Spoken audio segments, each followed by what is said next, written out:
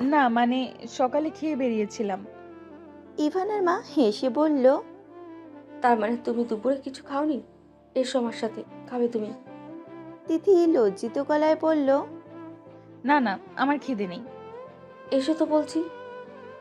Rihanna তিথিকে এক প্রকার টেনে নিয়ে খাবার টেবিলে বসালো। তিথির বেশ লজ্জা পেল এবার। এইভাবে দুপুরের টাইমে এখানে আসাটা তার উচিত হয়নি। তিথি যখনই খাবার থেকে এক লোকমা মুখে তুলে নিতে নিল, তখনই রবিন আর ইনাম এসে বাসায় ঢুকলো। ডাইনিং রুমে এসে তিথিকে এই বেলায় খেতে দেখে অবাক হলো তারা দুইজনেই। দুইজন দুইজনার মুখের দিকে একবার তাকিয়ে ড্রয়িং রুমের দিকে এগিয়ে গেল। সোফায় হেলান দিয়ে বসে ইভানার মাকে ডাকতেই রিয়ানা দৌড়ে গেল সেখানে। হাসি মুখে রবিনের দিকে তাকিয়ে প্রশ্ন করলো, কি লাগবে তোমার?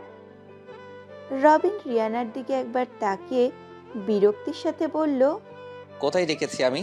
এত লাফাও কেন? আমার কিছু দরকার নেই, হয়তো ইনামের দরকার আছে। ওকে জিজ্ঞাসা করো কি লাগবে। রিয়ানা মুখ বাঁকা করে বলল, তুমি সবসময় আমার সাথে এইভাবে কথা বলো কেন? তো কিভাবে কথা বলবো আমি? হুট করে রবিনের মাথা গরম হয়ে গেল।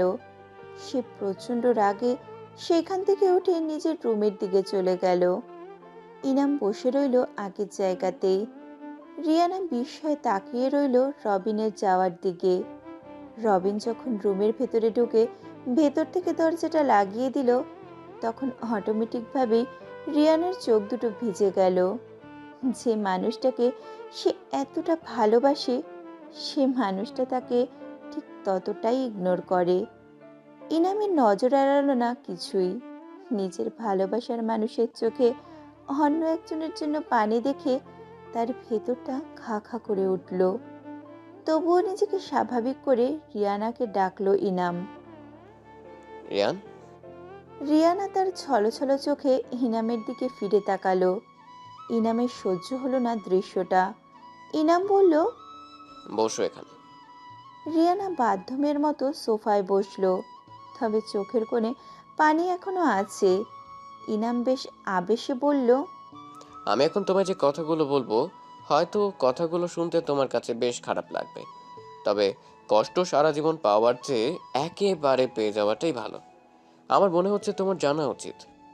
রিয়ানা অবাক হয়ে তাকিয়ে রইল ইনামের দিকে। বিস্ময়ে প্রশ্ন করল, কি সব বলছেন আপনি? আমি জানি তুমি ওকে ভালোবাসো। ভালোবাসাটা স্বাভাবিক, অস্বাভাবিক কিছুই নয়। তবে এটা স্বাভাবিক হওয়া সত্ত্বেও চাইলেই সবাইকে ভালোবাসা যায় না। সবারই নিজস্ব একটা পছন্দ আছে, নিজস্ব চাওয়া পাওয়া আছে। ইনাম এবার কয়েক সেকেন্ডের জন্য থামলো। জোরে জোরে কয়েকটা নিঃশ্বাস ছেড়ে আবারও রিয়ানার দিকে তাকালো। কণ্ঠ ভারী হয়ে আসছে তার। ইনাম আবারও বলল, আমার বলতে কষ্ট হচ্ছে, কিন্তু এটা তোমার জেনে রাখা উচিত। ওকে তুমি কখনোই পাবে না। রিয়ানা চোখ মুখ শক্ত করে বলল, কেন পাবো না তাকে? কারণ সে অন্য কাউকে ভালোবাসে। রিয়ানা চমকে উঠল। বিস্ফোরিত গলায় বলল, কাকে? একটা মেয়েকে সে জীবনের চেয়েও বেশি ভালোবাসে। কাকে জানতে চেও না। রিয়ানা সোফায় হেলান দিয়ে শুয়ে পড়ল। তার দেহ থেকে হাতটা যেন বেরিয়ে যাচ্ছে। ইনাম বলল, তুমি কি চাও সে তার ভালোবাসার মানুষটাকে ছেড়ে তোমায় বিয়ে করুক? যদি কখনো এমনটা হয়ও, তবে কি তুমি সুখী হতে পারবে? হয়তো জোর করে ওকে বিয়ে করতে পারবে তুমি, কিন্তু মনটা পাবে না। মনটা পড়ে রবে ওর ভালোবাসার মানুষটার কাছে। এখন তুমি ডিসাইড করো, কি করবে তুমি। রিয়ানা কিছুটা সময় নির্বাক দৃষ্টিতে উপরের দিকে তাকিয়ে রইল। এরপর হঠাৎই ইনামের দিকে তাকিয়ে গম্ভীর গলায় বলল, তারপরেও আমি ওকেই ভালোবাসি, আমি ওকেই চাই। ইনাম আশাহত হলো। রিয়ানার একদণ্ডও সেখানে না দাঁড়িয়ে চলে গেল ইভানার মায়ের কাছে। তিনি তিথিকে পরিবেশন করাচ্ছেন। রিয়ানাকে এমন ছন্নছাড়ার মতো দেখে অবাক হলেন তিনি। রিয়ানা, এ কি হাল তোর চোখের মুখের? কিছুক্ষণ আগে তো দেখলাম সব ঠিক আছে, হঠাৎ কি হয়ে গেল? রিয়ানা তিথির দিকে তাকিয়ে বলল, তোমার সামনে যদি কিছু ব্যক্তিগত কথা আপুর সাথে বলি তুমি মাইন্ড করবে তিথি? তিথি বিস্ময়ে বলল, আমার খাওয়া শেষ রিয়ানা, আমি এখান থেকে সরে যাচ্ছি। তোমরা কথা বলো। তিথি সেখান থেকে সরে ড্রয়িং রুমের দিকে এগিয়ে এলো। রিয়ানা কিংবা ওর বোন কেউই তেমন বাধা দিল না। ইনামকে ড্রয়িং রুমে নিশ্চুপ হয়ে বসে থাকতে দেখে অবাক হলো তিথি। এ কখন এসেছে আর মন খারাপ করেই বা আছে কেন? তিথি এগিয়ে গেল ইনামের কাছে। তিথিকে দেখে মাথা তুলে সামনে তাকালো ইনাম। একটা দীর্ঘশ্বাস ছেড়ে বলল, ও তুমি, এসো এখানে বসো। তিথিকে সোফার এক মাথায় জড়সড় হয়ে বসে পড়ল। ইনাম ধীর স্থির গলায় প্রশ্ন করল, ও বাসার কাজটা ছেড়ে আসলে কেন? আপনি জানেন? হুম, অনামিকা আন্টি বলেছে আমায়। ওনার সাথে বেশ রাগারাগি করে নাকি চলে এসেছে। তিথি নরম গলায় বলল, যেখানে সম্মান নেই সেখানে কাজ করার মানে নেই। আমি কাজ করি পেটের দায়ে।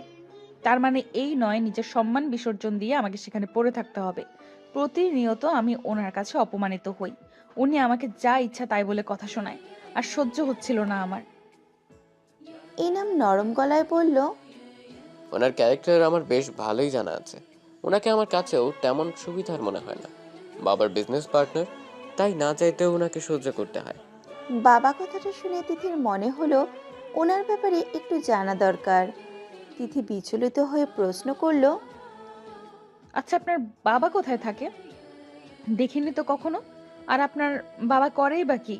বাড়ি কোথায় আপনাদের? ইনাম অবাক হয়ে তাকিয়ে রইল তিথির দিকে। তিথি লজ্জা পেয়ে বলল, আমি কি কিছু ভুল প্রশ্ন করেছি? ইনাম হাসলো, বলল, না, তবে একসাথে অনেকগুলো প্রশ্ন করে ফেলেছ।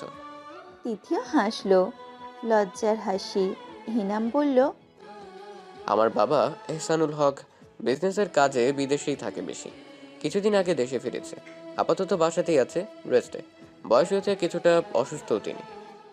তিথি লম্বা নিঃশ্বাস ছেড়ে মনে মনে ভাবল, এহসানুল হক, সে এহসানুল হক হতেই পারে না। তিনি তো নিঃস্ব হয়ে পালিয়ে এসেছিলেন। ইনামের কথায় ঘোর কাটলো তিথির। কিছু কি ভাবছো? তিথি মাথা তুলে তাকালো, মৃদু হেসে বলল, আচ্ছা, আপনার গ্রামের বাড়ি কোথায়? ইনাম কিছু বলতে যাবে তার আগে রবিন এসে উপস্থিত হলো সেইখানে। কড়া গলায় বলল, তুই যদি রিয়ানাকে সত্যি ভালোবেসে থাকিস তাহলে ওকে তুই সামলা, আমার ঘাড়ের উপর ছেড়ে দিস না বলে দিলাম। ইনাম অবাক হলো, হঠাৎই ও এমন কথা কেন বলছে। তিথির মুখ থেকে বিস্ময় বেরিয়ে এলো, আপনি রিয়ানাকে ভালোবাসেন? ইনাম খানিক সময়ের জন্য অপ্রস্তুত হয়ে গেল। কি বলবে না বলবে মাথায় আসছে না তার। তার চেয়ে বড় কথা, ও হঠাৎই তার উপরে কেন রেগে গেল? কি এমন হয়েছে? ইনাম রবিনকে কিছু বলার জন্য উঠে দাঁড়াতেই দেখতে পেল রিয়ানা বিস্ফোরিত চোখে তাকিয়ে আছে ইনামের দিকে। ইনাম ঘাবড়ে গিয়ে বলল, রিয়ানা? রিয়ানা ছলছল চোখে ইনামের দিকে দৃষ্টিপাত করে ভারী গলায় বলল, আপনি ভালোবাসেন আমায়? ইনামের নিঃশ্বাস ভারী হয়ে গেল, হাত পা কাঁপতে শুরু করলো তার। শেষ পর্যন্ত রিয়ানা জেনেই গেল ইনামের ভালোবাসার কথা। ইনাম কিছু বলার আগে রিয়ানা আবারও বলে উঠল, কেন উত্তর দিচ্ছেন না আপনি? ইনাম এবার লম্বা নিঃশ্বাস ছেড়ে ভারী গলায় বলল। হুম। রিয়ানা হেসে উঠল এবার। সবাই অবাক হয়ে তাকালো রিয়ানার দিকে। ইভানার মা রিয়ানার দুবাহুতে চেপে ধরে বলল, পাগলের মতো হাসছিস কেন? রিয়ানা হাসি থামিয়ে আবারও ইনামের দিকে তাকালো, কটাক্ষের স্বরে বলল, এবার বুঝতে পারলাম আপনি কিছুক্ষণ আগে ওকে নিয়ে এইসব কেন বলেছেন। আসলে আমায় ভালোবাসেন কিনা, তবে আমি তো ওকে ভালোবাসি, যে কারণে ওর নামে যাতা বলে আমার মন তার থেকে সরিয়ে নেওয়ার চেষ্টা করেছিলেন, তাই না? যদি এটাই হয়ে থাকে তবে আপনার চিন্তাধারা সম্পূর্ণই বিফলে গেল, কারণ আমি আপনাকে কখনোই ভালোবাসিনি আর ভালোবাসবও না। ইনাম আশাহত হলো, তবে জবাব দেওয়ার মতো তার কাছে কিছুই নেই। যদি এখন সে নিজের কথাগুলোকে সত্য প্রমাণ করতে কিছু বলে, তবুও রিয়ানা ধরেই নেবে এটাও একটা মিথ্যা। রবিন আক্ষেপে রিয়ানার দিকে তাকালো, বলল, তুমি সত্যি অনেক স্বার্থপর রিয়ানা। রিয়ানা চিৎকার করে বলে উঠল, হ্যাঁ, আমি স্বার্থপর। কিছু কিছু ক্ষেত্রে স্বার্থপর হওয়া জরুরি, তা না হলে চলা যায় না। আমি আপনাকে পাবার জন্য স্বার্থপর হতেও রাজি আছি, বুঝেছো তুমি? আর হ্যাঁ, আপনি। কথাটা বলে ইনামের দিকে তাকালো রিয়ানা। ইনাম আহত দৃষ্টিতে তাকালো রিয়ানার দিকে। রিয়ানা শক্ত গলায় বলল, ঠিক এই মুহূর্ত থেকে আমাকে আপনি ভুলে যাবেন। আর না ভুললেও আমার কিছু যায় আসবে না। কষ্ট পেলে আপনি পাবেন, আমি না। সো আপনি কি করবেন সেটা সম্পূর্ণই আপনার ব্যাপার। রিয়ানা রুমে যাওয়ার জন্য পা বাড়ালো। দুপা এগিয়ে আবারও ফিরে তাকালো সে। নিজের বোনের দিকে তাকিয়ে বলল, দুলাভাইকে ফোন করে বলে দাও বাসায় ফিরতে। ইভানার মা অবাক হয়ে সামান্য রাগাতো স্বরে বলল, কেন? তোমার দেবরের সাথে আমার বিয়ে হবে তাই। রিয়ানা কাউকে আর কিছু বলার সুযোগ না দিয়ে নিজের রুমে চলে গেল। সে চলে যাওয়ার পর পরিবেশটা একদমই থমথমে হয়ে গেল। কারো মুখে কোনো কথা নেই। সোফার একপাশে মেজাজ শক্ত করে রবিন বসে আছে। ইনাম আগের জায়গাতে শক্ত হয়ে দাঁড়িয়ে আছে। তিথির নিজের কাছে মনে হচ্ছে এমন পরিস্থিতিতে তার এইখানে থাকাটা উচিত ছিল না। ইভানার মা এবার মুখ খুলল। লজ্জিত গলায় ইনামকে ডেকে বলল, আমায় মাফ করো ভাই। আমার বোন তোমায় আর ছোট করলো, অপমান করলো।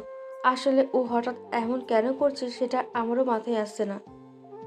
ইনাম ধীর স্থির গলায় বলল, ইটস ওকে ভাবি, আমার উচিত হয়নি একতরফাভাবে ওকে ভালোবাসা। ইনামের কথায় অবাক হয়ে তাকালো রবিন। এর মধ্যে তিথি বলে উঠল, আজ তাহলে আমি চলেই যাই। এমন অবস্থায় ইভানার পড়াতেও আমি মন বসাতে পারবো না। আগামীকাল সকাল সকাল না হয় চলে আসবো। তিথির কথায় সায় দিল ইভানার মা। তিথি ওদের কাছ থেকে বিদায় নিয়ে যখন বাসা থেকে বেরোতে যাচ্ছিল, তখনই তাকে পেছন থেকে ডাকলো ইনাম। তিথি, কিছু বলবেন? আমাকেও ফিরে যেতে হবে, চলো দুজন একসাথেই যাই। তিথি আর না করতে পারল না। লোকটার মনের ভেতর কি চলছে তিথি সেটা কিছুটা হলেও আন্দাজ করতে পারছে। তিথি মুচকি হেসে বলল, আসুন তাহলে। রাস্তায় পাশাপাশি হাঁটছে তিথি আর ইনাম। দুইজনই নিশ্চুপ। ইনামের চোখ দুটো লাল হয়ে আছে। যে কোনো সময় অঝোর ধারায় বর্ষণ শুরু হয়ে যেতে পারে। তিথি সবটাই লক্ষ্য করছে। এ অবস্থায় তার কি করা উচিত কিছুই মাথায় আসছে না। ইনামের মন মানসিকতা আগে ঠিক করা দরকার, কিন্তু কিভাবে? তিথি ইনামের দিকে তাকালো, মুচকি হেসে বলল, আজ দুপুরে খেয়েছিলেন কিছু?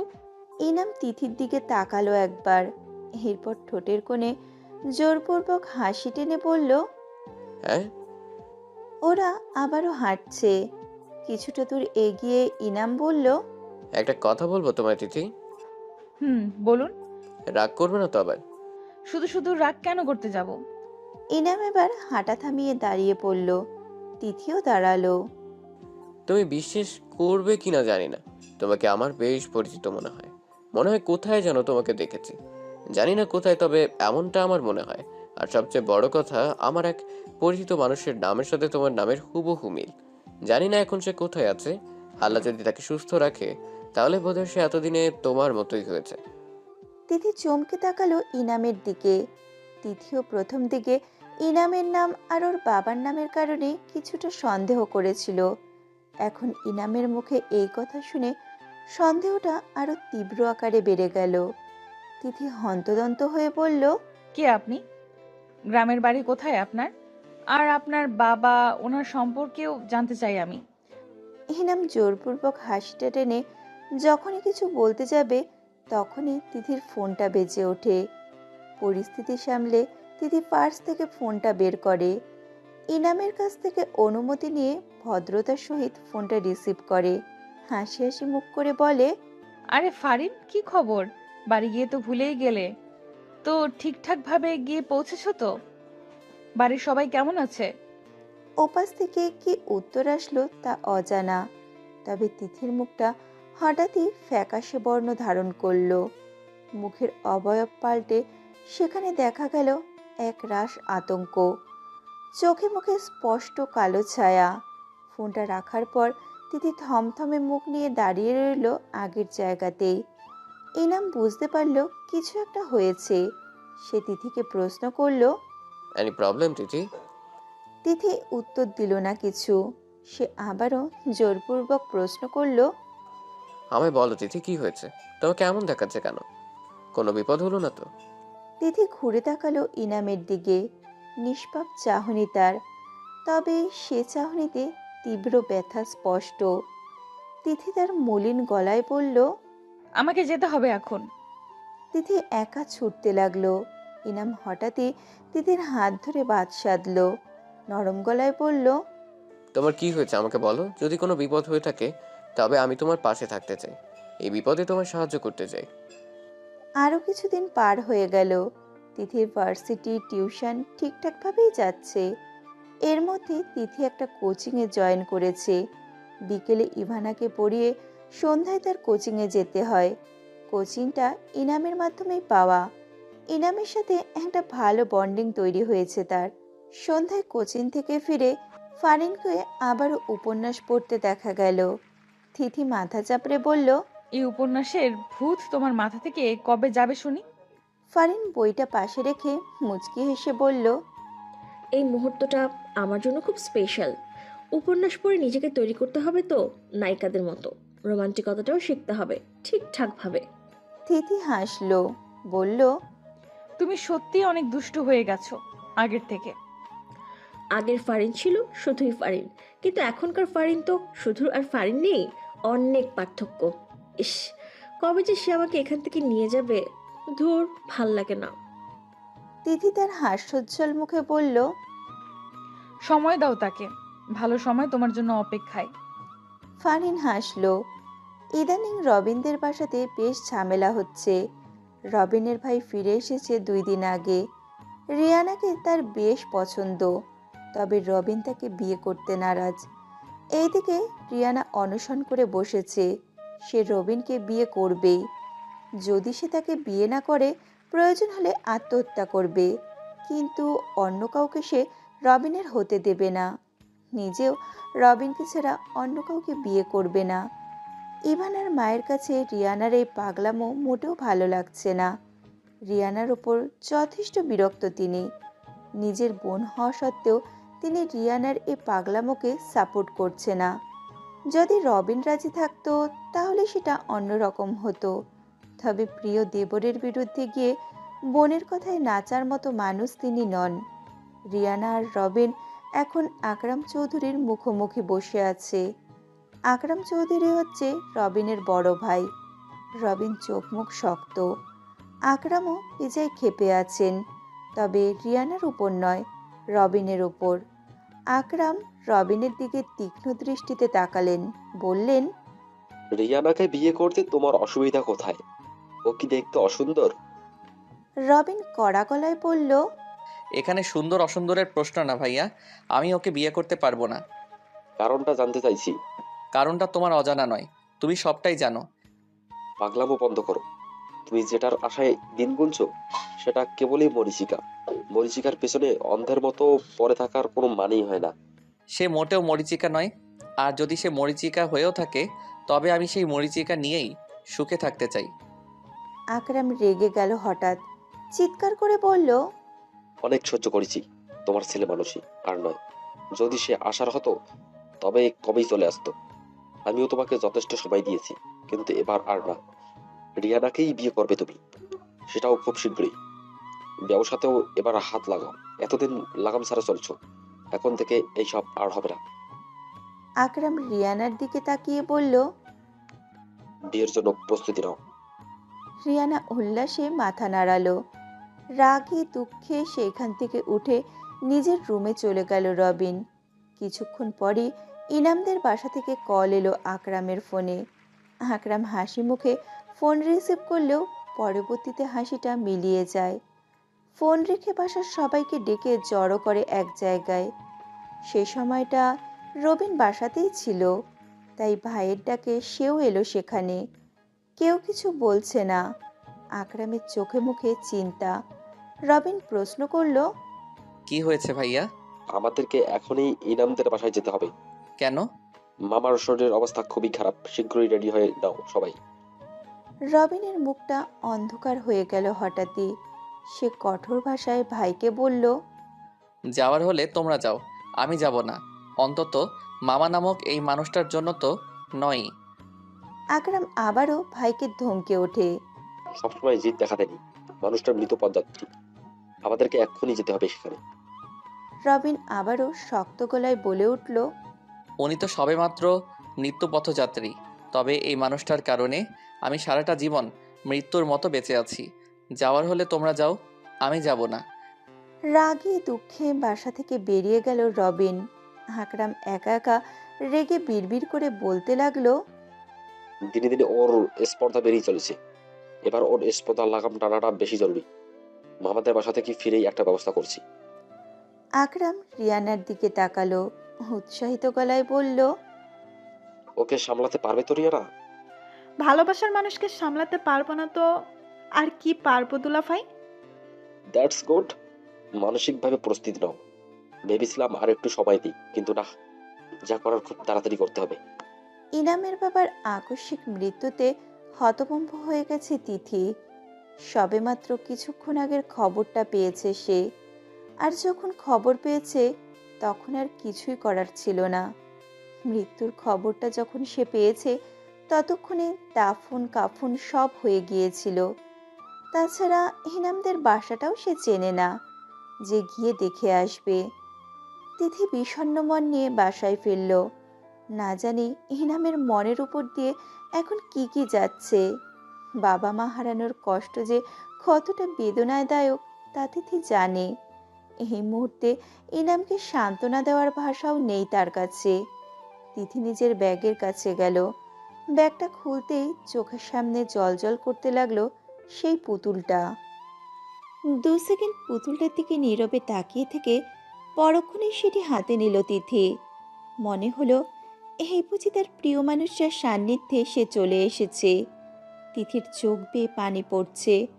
পুতুলটাকে বুকের সাথে আঁকড়ে ধরে চোখ বন্ধ করলো সে। মনে মনে অজানা আতঙ্ক কাজ করছে। প্রিয় মানুষটার সাথে কি তার কখনোই দেখা হবে না? সে তো খোঁজ করতে গিয়েছিল, পেল না তো। এখন সে কোথায় আছে তাও তার অজানা। তাহলে পাবে কি করে তাকে? এই জীবনে কি তাকে পাওয়া হবে না? এখানে এভাবে দাঁড়িয়ে কি করছো তিথি? ফারিনের কথায় ধ্যান ভাঙল তিথির। নিঃশব্দে চোখের পানি মুছে পুতুলটাকে আবারও ব্যাগে ঢুকিয়ে দিল সে। এরপর ব্যাগের চেন আটকে ফারিনের দিকে ফিরে তাকালো। ফারিনের চোখে মুখে বিষাদ। বেচারির আজ মন ভালো নেই। তার নিজের মনেও আজ বিষণ্ণতা বিরাজ করছে। তিথি নিজেকে সামলিয়ে নিয়ে ফারিনের কাছে এগিয়ে গেল। ওর বাহুতে আলতো করে ধরে মৃদু গলায় বলল, মনটা কি বেশি খারাপ?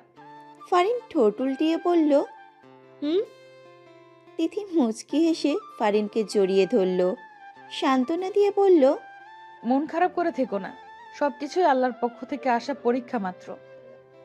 এই পরীক্ষায় সফল হও, সামনে ভালো কিছু অপেক্ষা করছে তোমার জন্য।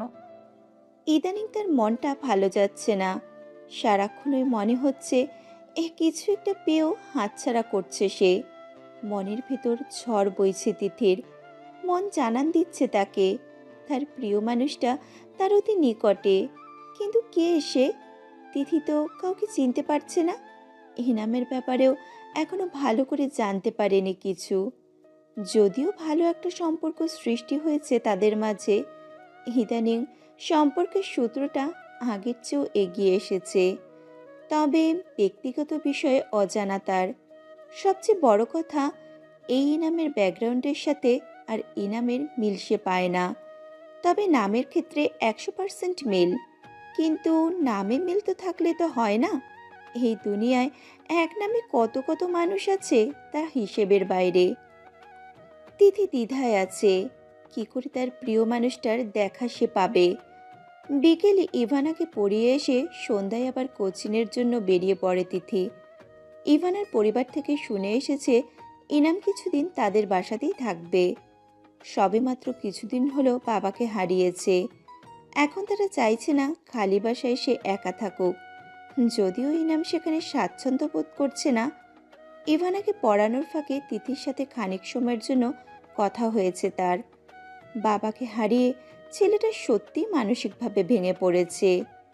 এই মুহূর্তে ইনামের সবচেয়ে বেশি প্রয়োজন তার সঙ্গীর। তিথি এখন মানসিকভাবে পণ করেছে।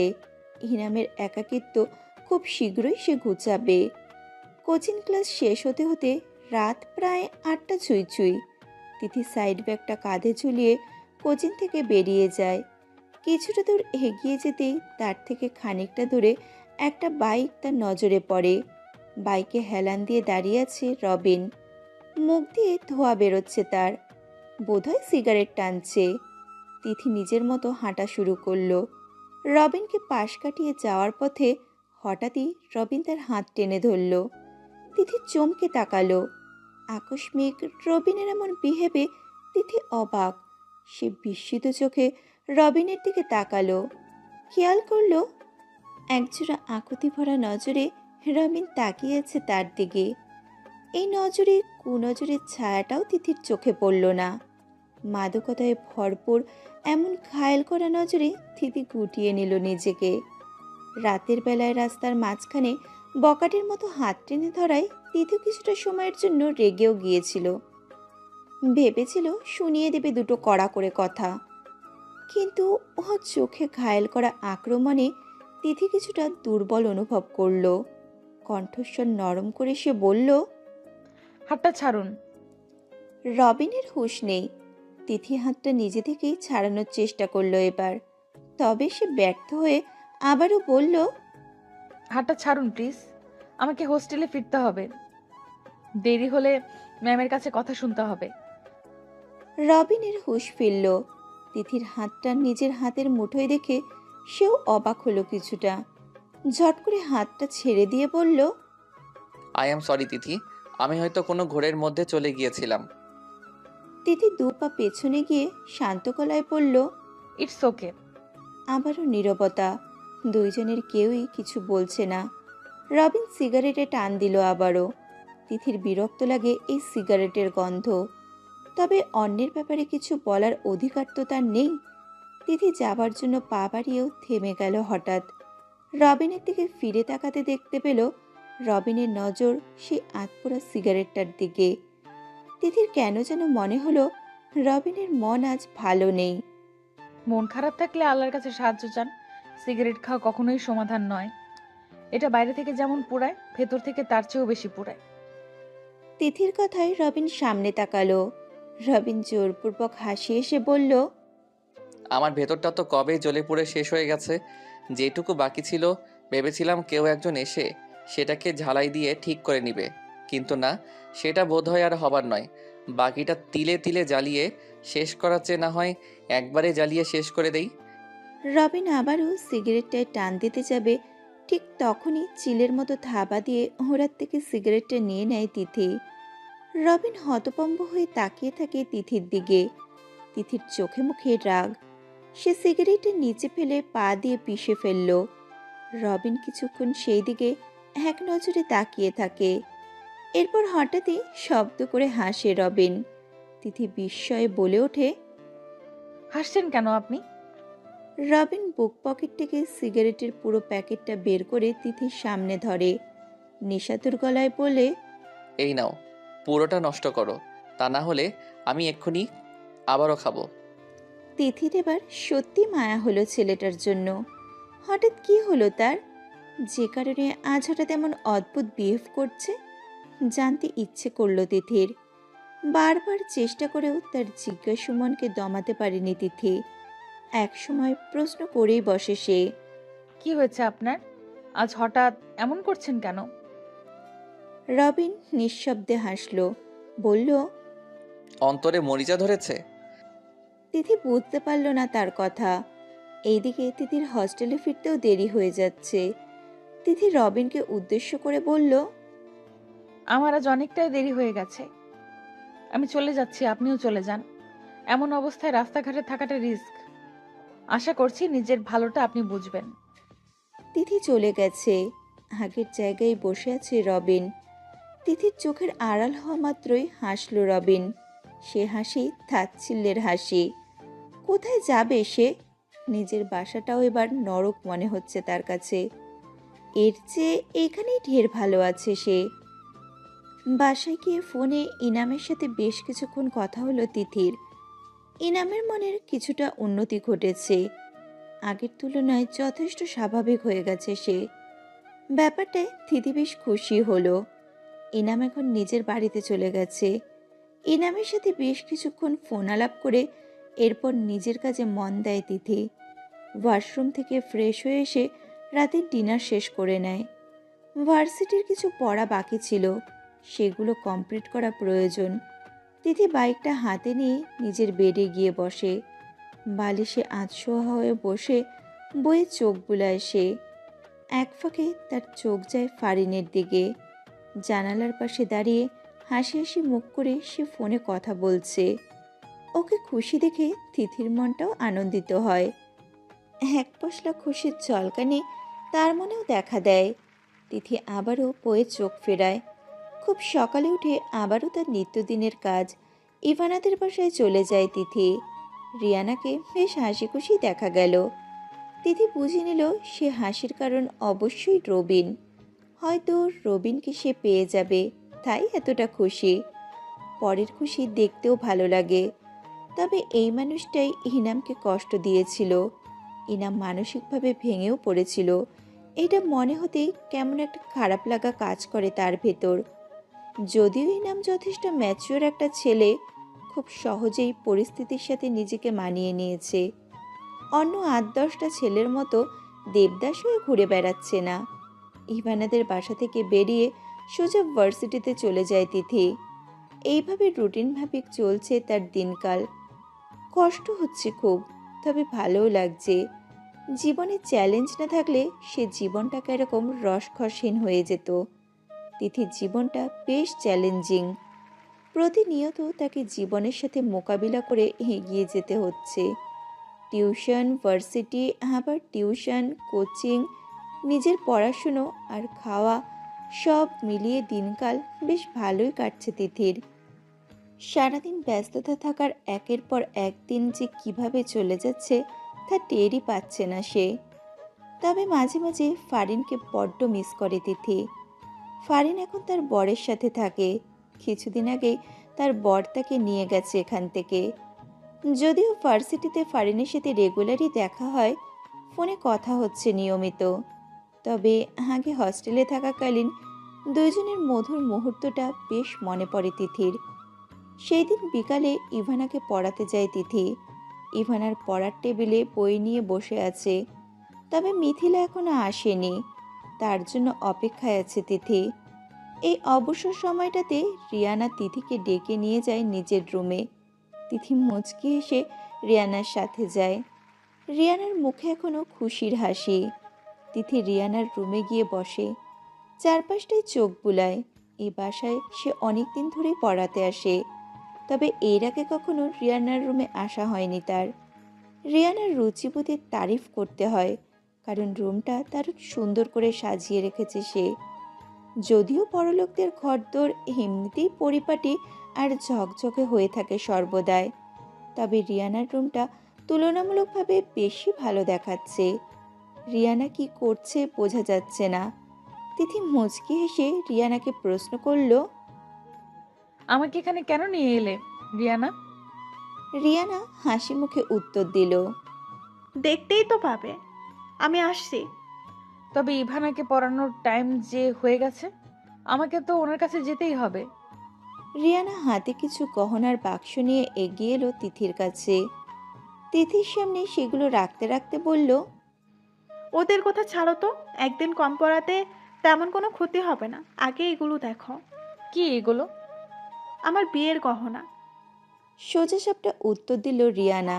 তিথি খেয়াল করলো মেয়েটা প্রচণ্ড খুশি। নিজের ভালোবাসাকে কাছে পাওয়ার আনন্দটা বোধহয় এমনই হয়। তবে কেন যেন তিথির ভালো লাগছে না। রিয়ানার হাসির হালারে যে সুখটা আছে সেটা মোটেও সহ্য হচ্ছে না তিথির। এর কারণ কি? কারণটা বোধহয় অজানাই। নিজের কাছে নিজেকে প্রচণ্ড অপরাধী মনে হতে লাগলো তিথির। এতটা স্বার্থপর তো সে কখনোই ছিল না। তবে আজ হঠাৎ এমন হলো কেন? রিয়ানার আনন্দ কেন তার ভালো লাগছে না। নিজের উপরেই নিজের বিরক্ত লাগছে তার। বারবার নিজের ভেতরে বর্তমানে বিরাজ করা অমনুষ্যত্বর বেড়াজাল ভেঙে বেরিয়ে আসতে চাইছে তিথি, কিন্তু কিছুতেই কাজ হচ্ছে না। সেদিনকার রবিনের মলিন চেহারাটা বারবার চোখের সামনে ভেসে উঠছে। কেন যেন মনে হচ্ছে রবিনকে এই বিয়ের মাধ্যমে ঠকানো হচ্ছে। তিথি নিজের মাথায় দুই হাতে চেপে ধরল। এইসব কি আজগুবি ভাবনা তার মাথায় চলে আসছে? আর কেনই বা আসছে? রবিন সুখী হোক কিংবা অসুখী, তাতে তার কি? সে কেন এতটা ভাবছে এটা নিয়ে? তিথিকে এমন করতে দেখে অবাক হলো রিয়ানা। গহনার বাক্সগুলো দূরে সরিয়ে রেখে তিথির কাঁধে হাত রাখলো। রিয়ানার কপালেও চিন্তার ভাঁজ। সে চিন্তিত গলায় বলল, এমন করছো কেন তিথি? তুমি কি অসুস্থ? তিথি মাথা থেকে হাত দুটো সরিয়ে রিয়ানার দিকে তাকালো। ইতিমধ্যে ওর চোখ দুটো লাল বর্ণ ধারণ করেছে, কপাল পেয়ে ঘাম ঝরছে। নিজেকে ধাতস্থ করে ওড়নার মাথা দিয়ে কপালে থাকা বিন্দু বিন্দু ঘাম মুছে নিল তিথি। জোরপূর্বক হাসি টেনে বলল, আমি ঠিক আছি রিয়ানা। তুমি মোটেও ঠিক নেই তিথি, আমি বলছি তুমি মোটেও ঠিক নেই। তোমাকে দেখেই বোঝা যায় তুমি অসুস্থ। আচ্ছা, দুপুরে তুমি খেয়েছিল তো, নাকি না খেয়েই চলে এসেছো? নিশ্চয়ই খাওনি কিছু, যে জন্যই এই অবস্থা। আমার সাথে এসো, আগে খাবে কিছু। রিয়ানাকে ব্যতিব্যস্ত দেখে তিথি নিজেকে দ্রুত সম্ভব স্বাভাবিক করার চেষ্টা করলো। ঠোঁটের কোণে জোরপূর্বক হাসি টেনে বলল, রিয়ানা, এত ব্যস্ত হয়েও না, আমি ঠিক আছি, সম্পূর্ণ সুস্থ আছি। দুপুরে খাওয়াও হয়েছে আমার। তাহলে এমন করছিলে কেন? এই কিছু না, তবে এখন আমি সম্পূর্ণ সুস্থ।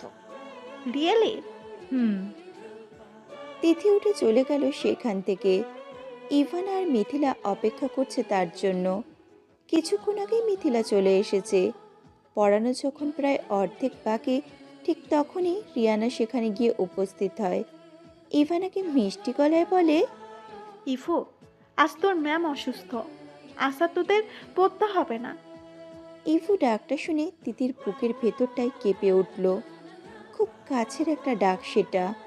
ইভানা চোখ মুখ ভাঁজ করে বলে উঠল, খালামণি, তোমাকে আর কতদিন বলবো? চাচু এই ডাকটা ডাকতে বারণ করেছে তোমায়। রিয়ানা হেসে বলল, এখন থেকে আর বারণ করবে না মামুনি। এখন থেকে তো তোমার চাচ্চুই তোমার কথায় উঠবে বসবে। আমি হব তোমার চাচ্চুর বস। রিয়ানা দুষ্টু হাসলো আবারও। তিথি নিজেকে আবারও ধাতস্থ করে বলল, রিয়ানা, তুমি কি পাগল? আমি বলছি তো ঠিক আছি, পড়াতে কোনো অসুবিধা হচ্ছে না আমার। তিথির কথা শেষ হওয়া মাত্রই রুমে এসে প্রবেশ করলেন ইভানার মা। মুচকি হেসে ইভানার পাশে বসলেন তিনি। স্নেহময় কণ্ঠে বললেন, তুমি কি সত্যি অসুস্থ তিথি? অসুস্থ হলে পড়ানো বাদ দাও আজ। আরে না ভাবি, আমি সত্যিই ঠিক আছি। অসুস্থ না হলেই ভালো। তা আসবে তো আমার বোনের বিয়েতে? ইভানার মায়ের কথা শুনে তিথির চোখ নিচের দিকে নামিয়ে নিল। রিয়ানা হেসে বলল, তোমাকে কিন্তু আসতেই হবে আমার বিয়েতে, মানা করবে না বলে দিলাম। তিথি এবার ইভানার মায়ের দিকে তাকালো, বলল, দিনক্ষণ ঠিক হয়ে গেছে? হ্যাঁ, সামনের মাসের 10 তারিখ। এখন মুখে বলছি, সময় মতো তোমার হোস্টেলে কার্ড পৌঁছে যাবে। তিথি হাসলো, তবে আর কোনো কথা সে বলল না। সেই দিন শুক্রবার হওয়ায় কোচিং আর টিউশন কিছুই ছিল না। হাতে যথেষ্ট অবসর সময় ছিল, তাই সবুজ রঙের একটা সুতির 3 পিস গায়ে দিয়ে সাইড ব্যাগটা নিয়ে বেরিয়ে পড়ল তিথি। গন্তব্য কোনো নির্দিষ্ট জায়গা নয়। পুরোনো দিনের কিছু স্মৃতি এখনো মাথায় আছে, কিছু পরিচিত জায়গার ঠিকানাও তার মনে আছে। মনের মানুষটিকে খুঁজে পাওয়ার চেষ্টায় আবারও পথে বেরোলো সে।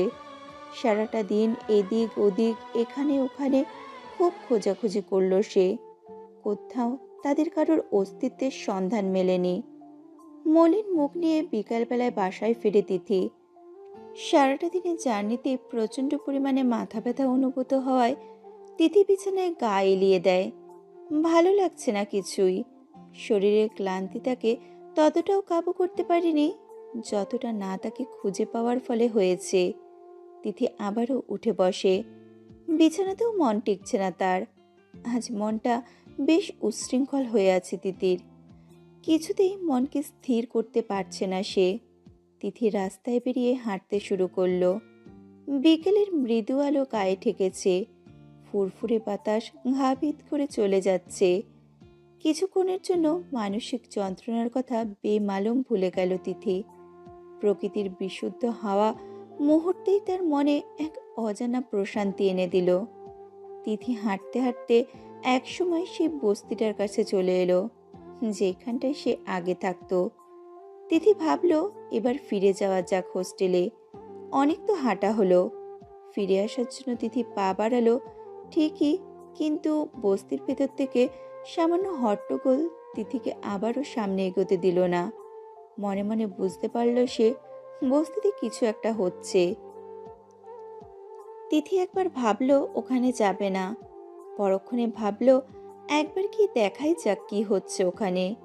এই বস্তির মানুষগুলো যেমনই হোক না কেন তিথির পরিচিত তো।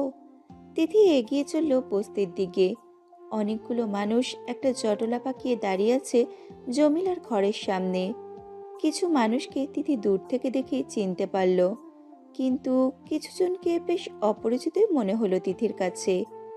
ময়নার বাবার গলা শুনতে পাচ্ছে তিথি। বেশ অকথ্য ভাষায় গালাগালি করে যাচ্ছেন তিনি। জমিলার আওয়াজও টুকটাক কানে আসছে। তিথির মনে খটকা দেখা গেল। কি হয়েছে সেটা জানার জন্য জটলার ধারে এগিয়ে গেল তিথি। জটলা ভেদ করে কিছুটা সামনে এগোতেই তিথি দেখতে পেল বস্তির মাটিতে ময়না হাত পা ছড়িয়ে ছন্নছাড়া হয়ে বসে আছে। দেহটা থাকলেও দেহের ভেতরে যেন প্রাণ নেই মেয়েটার। তিথি খেয়াল করলো মেয়েটার চোখ মুখ মলিন হয়ে আছে, চোখের নিচে কালি পড়ে গেছে। ময়নার শরীরটা বেশ তুলতুলে ছিল আগে, কিন্তু এখন হাড্ডিসার দেহ ছাড়া আর কিছুই নেই। ময়নার এইরূপ অবস্থা দেখে তিথি চমকে গেল। খানিক সময়ের জন্য হতভম্ব হয়ে গেল সে। এ কি হাল হয়েছে মেয়েটার? মাত্র কয়েক মাস হলো মেয়েটার বিয়ে হয়েছে। লোকমুখে শুনতো বিয়ের পর নাকি মেয়েদের শরীরের উন্নতি হয়, কিন্তু এক্ষেত্রে তো পুরোই উল্টো। তিথি বিস্ময়ে তাকিয়ে আছে ময়নার দিকে। ময়নার নজর এতক্ষণে তিথির দিকে এলো। তিথিকে দেখেই যেন সে ধরে প্রাণ ফিরে পেল। এক দৌড়ে তিথির কাছে এসে তিথিকে জড়িয়ে ধরে আর্তনাদের স্বরে বলে উঠল, তিথি আপা গো, আমারে বাঁচাও তুমি। তিথি বিস্মিত গলায় ময়নাকে ধরে সামনে দাঁড় করালো। আতঙ্কিত গলায় বলল, তোমার কি হয়েছে ময়না? এভাবে কাঁদছো কেন? আর শরীরের রে কি হাল করেছো? ময়না আবারও তিথিকে জড়িয়ে ধরল। কাঁদতে কাঁদতে বলল, ওরা আমারে যৌতুকের লাইগা অনেক মারে, উঠতে বসতে অনেক কথা শোনায়। সহ্য করতে না পাইরা এখানে আইয়া পড়ছি, কিন্তু আমার বাপ কয় সইলা যাইতে। বউ পেটানি যৌতুক চাইয়া এগুলা নাকি পুরুষ মাইন্ডসেট, দোষের কিছু না। তিথি রাগ ও বিস্ময়ে ময়নার বাবার দিকে তাকালো। তিনি এখনো অকথ্য ভাষায় গালাগালি করেই যাচ্ছেন। জমিলা তিথির দিকে এগিয়ে এলেন। এই মাইয়া, তুমি তো মেলা শিক্ষিত মানুষ, এই মানুষটারে একটু বুঝাও। ময়না আমার ওই বাড়ি ভালো নাই। ময়নার বাবার দিকে আঙুল তাক করে বললেন জমিলা। তিথি আবারও ময়নার বাবার দিকে তাকালো। মেয়েটার উপর সত্যি অত্যাচার চলছে, তা না হলে কারোর শরীরের হাল কিভাবে এতটা খারাপ হতে পারে? ময়না কাঁদছে।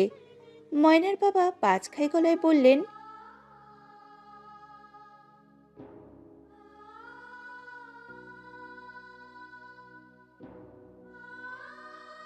ওই নেশাখোরের ঘরের নেশাখোর, মাতালের ঘরের মাতাল, তুই কারে ঘর সাইডে লাইগা হুঙ্কার করস? তুই আমাগরে পালস নাকি আমি তোরে পালি? গিলন ছাড়া আর কিছু বুঝোস তুই? হুঙ্কার করে বলে উঠল জমিলা। মাতাল ময়নার বাবা এবার বেশ কেঁপে গেলেন। হাতের কাছে থাকা রডটা হাতে নিয়ে ধেয়ে আসলেন জমিলাকে মারতে। জমিলা তার পরনে সুতির কাপড়ের আঁচলটা শক্ত করে কোমরে গুজে ক্ষিপ্ত গলায় বললেন, আয় আমার কাছে, আই সেই ডর দিয়া তোরেই মারমু, পেট দিয়া ঢুকাইয়া পিঠ দিয়া বাইর করুম।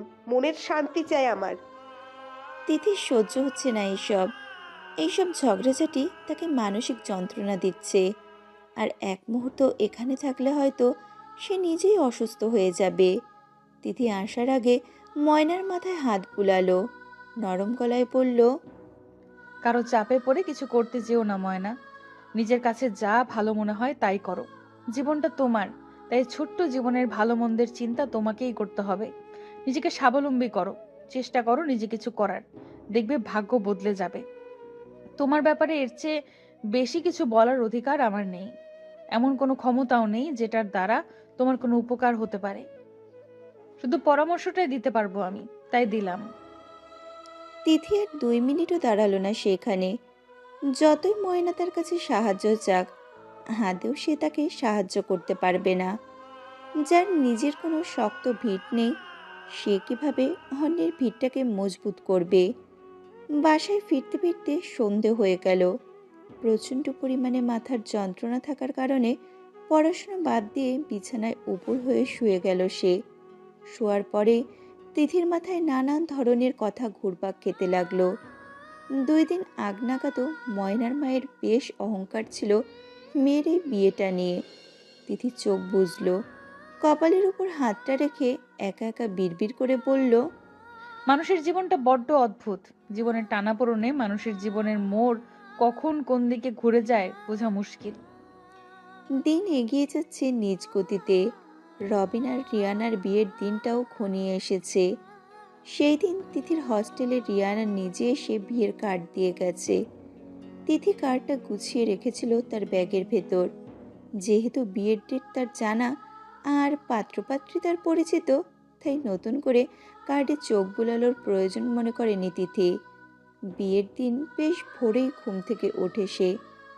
যেহেতু বিয়ে তাই টিউশন ছিল না। সন্ধ্যার কোচিংটা থেকে ছুটি নিয়েছে সে। তিথি ওয়াশরুম থেকে ফ্রেশ হয়ে এসে হালকা কিছু নাস্তা করে নিল। এরপর নিচে যা আছে তা দিয়েই বেশ সাদাসিধেভাবে তৈরি হলো সে। বাসা থেকে বের হওয়ার আগে কার্ডটা হাতে নিল তিথি। ইনভিটেশন কার্ডটা সে সাথে করে নিয়ে যেতে চায়। যেহেতু বড়লোক বিয়ে, এর আগে কোনোদিনও বড়লোকের বিয়েতে সে অ্যাটেন্ড করেনি, তাই তিথির অবচেতন মন ভাবল হয়তো সেখানে ইনভিটেশন কার্ড দেখিয়েই ভেতরে ঢুকতে হবে। তিথি কার্ডটা পার্সে ঢোকানোর সময় হঠাৎই একটা নাম দেখে চমকে উঠল। বেশ ভালো করে বিস্ময়ে সে তাকিয়ে রইল কার্ডটার দিকে। তিথির হার্টবিট বেড়ে গেল হঠাৎই। এতটা বছর পর সে প্রিয় মানুষটার নাম চোখের সামনে ভেসে আসবে ভাবতেই পারেনি। এখানে তো রবিনের নাম থাকার কথা ছিল। তিথি তাড়াতাড়ি করে পার্স থেকে ফোনটা বের করলো। ইনামকে কল দেওয়ার সাথে সাথেই ওপাশ থেকে কল রিসিভ হলো। তিথি বলল, আপনি কোথায় আছেন এখন? বিয়েতে যাওয়ার জন্য প্রস্তুতি নিচ্ছি। তুমি আসছো তো?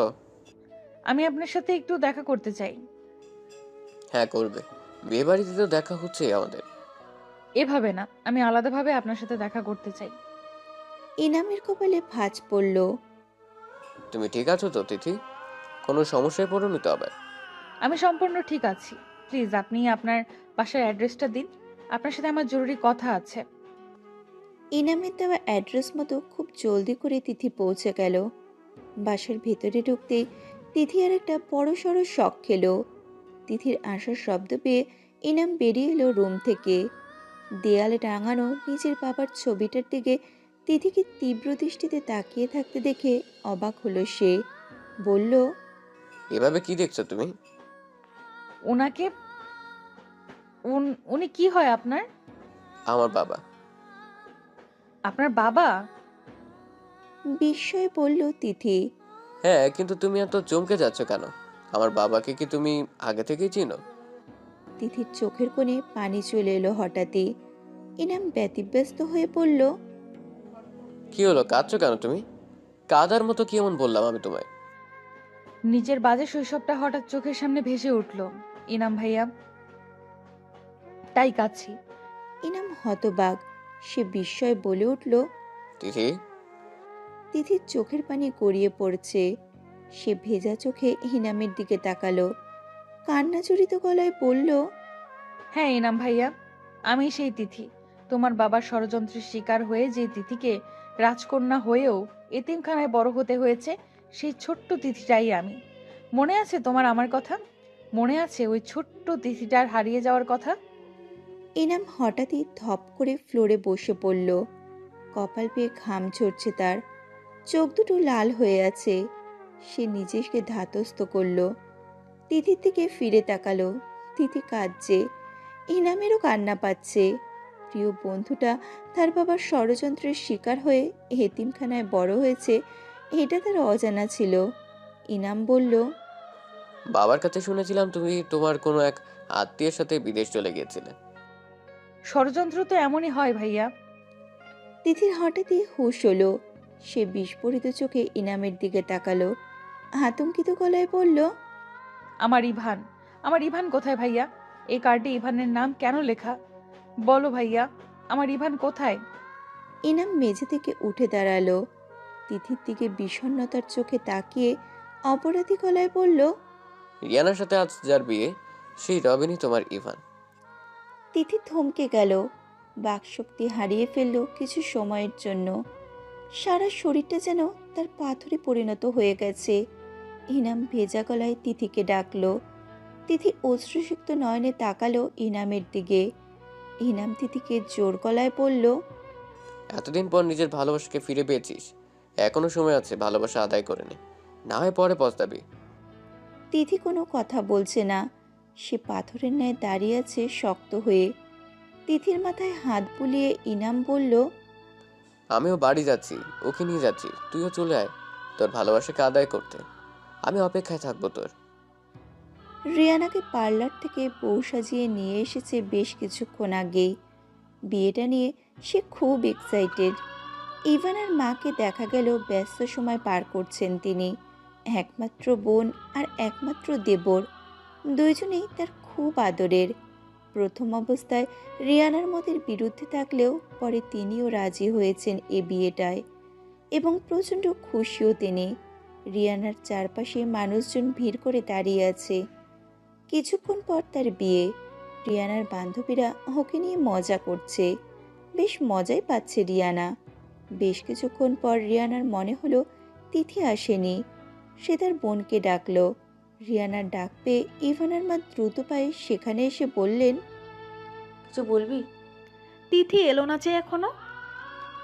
ইভানার মা কিছুটা দুশ্চিন্তাগ্রস্ত হয়ে বললেন, হ্যাঁ তাই তো, কাজের চাপে ভুলে গেছিলাম ওর কথা। তুই চিন্তা করিস না, ও যখন বলেছে আসবে তো আসবেই। বড় লক্ষ্মী একটা মেয়ে দিদি, কথা দিয়ে কথার খেলাপ করবে না সে। ইভানার মায়ের কথায় রিয়ানা মাথা নাড়িয়ে সায় জানালো। বেশ অনেকক্ষণ হয়ে গেছে, বিয়ের সময়ও হয়ে যাচ্ছে, কিন্তু রবিনকে এখনো তৈরি করানো যায়নি। সে এখনো আপসেট হয়ে নিজের রুমের দরজা বন্ধ করে বসে আছে। রবিনের বড় ভাই সহ কিছু বন্ধুবান্ধব বেশ খানিক সময় ধরে তাকে ডেকেই চলেছে অবিরাম। সে ডাক যেন রবিনের কান পর্যন্ত গিয়ে পৌঁছাচ্ছে না। রবিন হতভম্ব, বারবার মনে হচ্ছে সে নিজেকে ঠকাচ্ছে, প্রিয় মানুষটিকে ঠকাচ্ছে। যদি কখনো সে ভালোবাসার দাবি নিয়ে ফিরে আসে, সেই দিন রবিন তার কাছে কি জবাব দেবে? রবিনের চোখ দুটো লাল বর্ণ ধারণ করেছে ততক্ষণে, চোখ দিয়ে আগুনের ফুলকি ঝরছে। না পারছে বিয়েটা করতে, আর না পারছে বিয়েটা ভেঙে দিতে। সেই ছোটবেলায় মা মারা গেছে, তারপর থেকেই এ ভাই তাকে বড় করেছে, মানুষের মতো মানুষ করে তৈরি করেছে, সমস্ত আবদার পূরণ করেছেন তিনি। আর ভাবি, মায়ের আদর কাকে বলে সেটা তো ভুলেই গেছিল সে। এই ভাবি তাকে মায়ের আদরে বড় করেছে। কি করে এই ভাবিকে কষ্ট দেবে সে? ওদেরকে সুখী করতে নিজের সুখটাকে বিসর্জন দিতে হচ্ছে আজ। রবিন দুই হাতে মাথা চেপে ধরল। ইচ্ছে করছে গলা ফাটিয়ে চিৎকার করুক, ঘরের জিনিসপত্র ভাঙচুর করুক, কিন্তু না, পারছে না সে। রবিন যখন পুরনো স্মৃতিচারণে ব্যস্ত, তখনই খুব জোরে একটা শব্দ হলো। তাতে ঘোর ভাঙল রবিনের। রক্তবর্ণ চক্ষু নিয়ে সে তাকালো দরজার দিকে। দরজাটা ততক্ষণে ভেঙে নিচে পড়ে আছে। ভাঙা দরজাটি নিয়ে ওর ঘরে ওর ভাই ধীর পায়ে এগিয়ে আসলো রবিনের কাছে। রবিন অসহায় ভরা চাহনিতে তাকিয়ে আছে তার ভাইয়ের পানে। বড় ভাই রবিনের পাশে বসলো, পিঠে হালকা চাপড় দিয়ে মৃদু গলায় বলল, তোর মনের কষ্টটা আমি বুঝতে পারছি রবিন, কিন্তু আর কতকাল তুই এইভাবে বসে থাকবি বল? তোরও তো নিজের একটা জীবন আছে, জীবনটাকে সুন্দর করে এগিয়ে নিয়ে যাও কেন? অধিকার তোর আছে। সে যদি আসার হতো তাহলে অনেক আগেই চলে আসতো। ইনফ্যাক্ট সে তোকে এভাবে রেখে চলে যেত না। মামা তো বলেইছিলেন, তিনি ওকে অনেক বুঝিয়েছিলেন বিদেশে না যাওয়ার জন্য, কিন্তু সে তো মামার কোনো কথাই কানে তুলেনি। নিজের চিন্তা মাথায় নিয়ে সে চলে গেছে, একবারও ভাবিনি তোর কথা। তাহলে তুই কেন খামোখা তোর জীবনটা এভাবে নষ্ট করবি বল? রবিন শক্ত গলায় বলল। মামাকে আমি বিশ্বাস করি না ভাইয়া, আর না করি তার বলা কথাকে। ওর ভাই ওকে আবারও মাথায় হাত বুলিয়ে বলল। খামোখা মামার ওপর রেগে আছিস তুই। মামা কেন আমাদের সাথে মিথ্যা বলে বল? এতে ওনার কি স্বার্থ থাকতে পারে? স্বার্থের কথা আমার জানা নেই, শুধু জানি উনি ওর সাথে নিশ্চয়ই খারাপ কিছু করেছেন। মানুষটা মারা গেছে রবিন, দোহাই লাগে তাকে নিয়ে আর কোনো উল্টাপাল্টা কথা বলিস না। রবিন চোখ সরিয়ে নিল অন্যদিকে। কান্না পাচ্ছে খুব, তবে সে তো ছেলে মানুষ, কান্না করা যে ছেলেদের জন্য বারণ। বড় ভাইয়ের অনেক অনুরোধের পর রবিন রাজি হলো তৈরি হবার জন্য। বিয়ের আয়োজন করা হয়েছে ছাদের ওপর, একপাশে স্টেজ বাঁধা হয়েছে। রিয়ানা আর রবিনকে স্টেজে পাশাপাশি বসানো হয়েছে। রিয়ানার মুখটা যতটাই হাস্যোজ্জ্বল, রবিনের মুখটা ততটাই কালো আধারে ছেয়ে আছে। রিয়ানা কিছুক্ষণ পর পর রবিনের দিকে ফিরে তাকাচ্ছে, হয়তো মনে মনে চাইছে রবিনও একবার তাকে দেখুক। কাজী সাহেব কাবিন লেখা শুরু করেছেন, লেখা শেষ হলেই বিয়ে পড়ানো হবে। ইনামকে দেখা গেল, সেও হাতে হাতে কাজ করছে। রিয়ানার চোখে পড়ল সেটা। ইনাম বেশ হাসি খুশি আজ, মনে কিছুটা খটকা লাগলো রিয়ানার।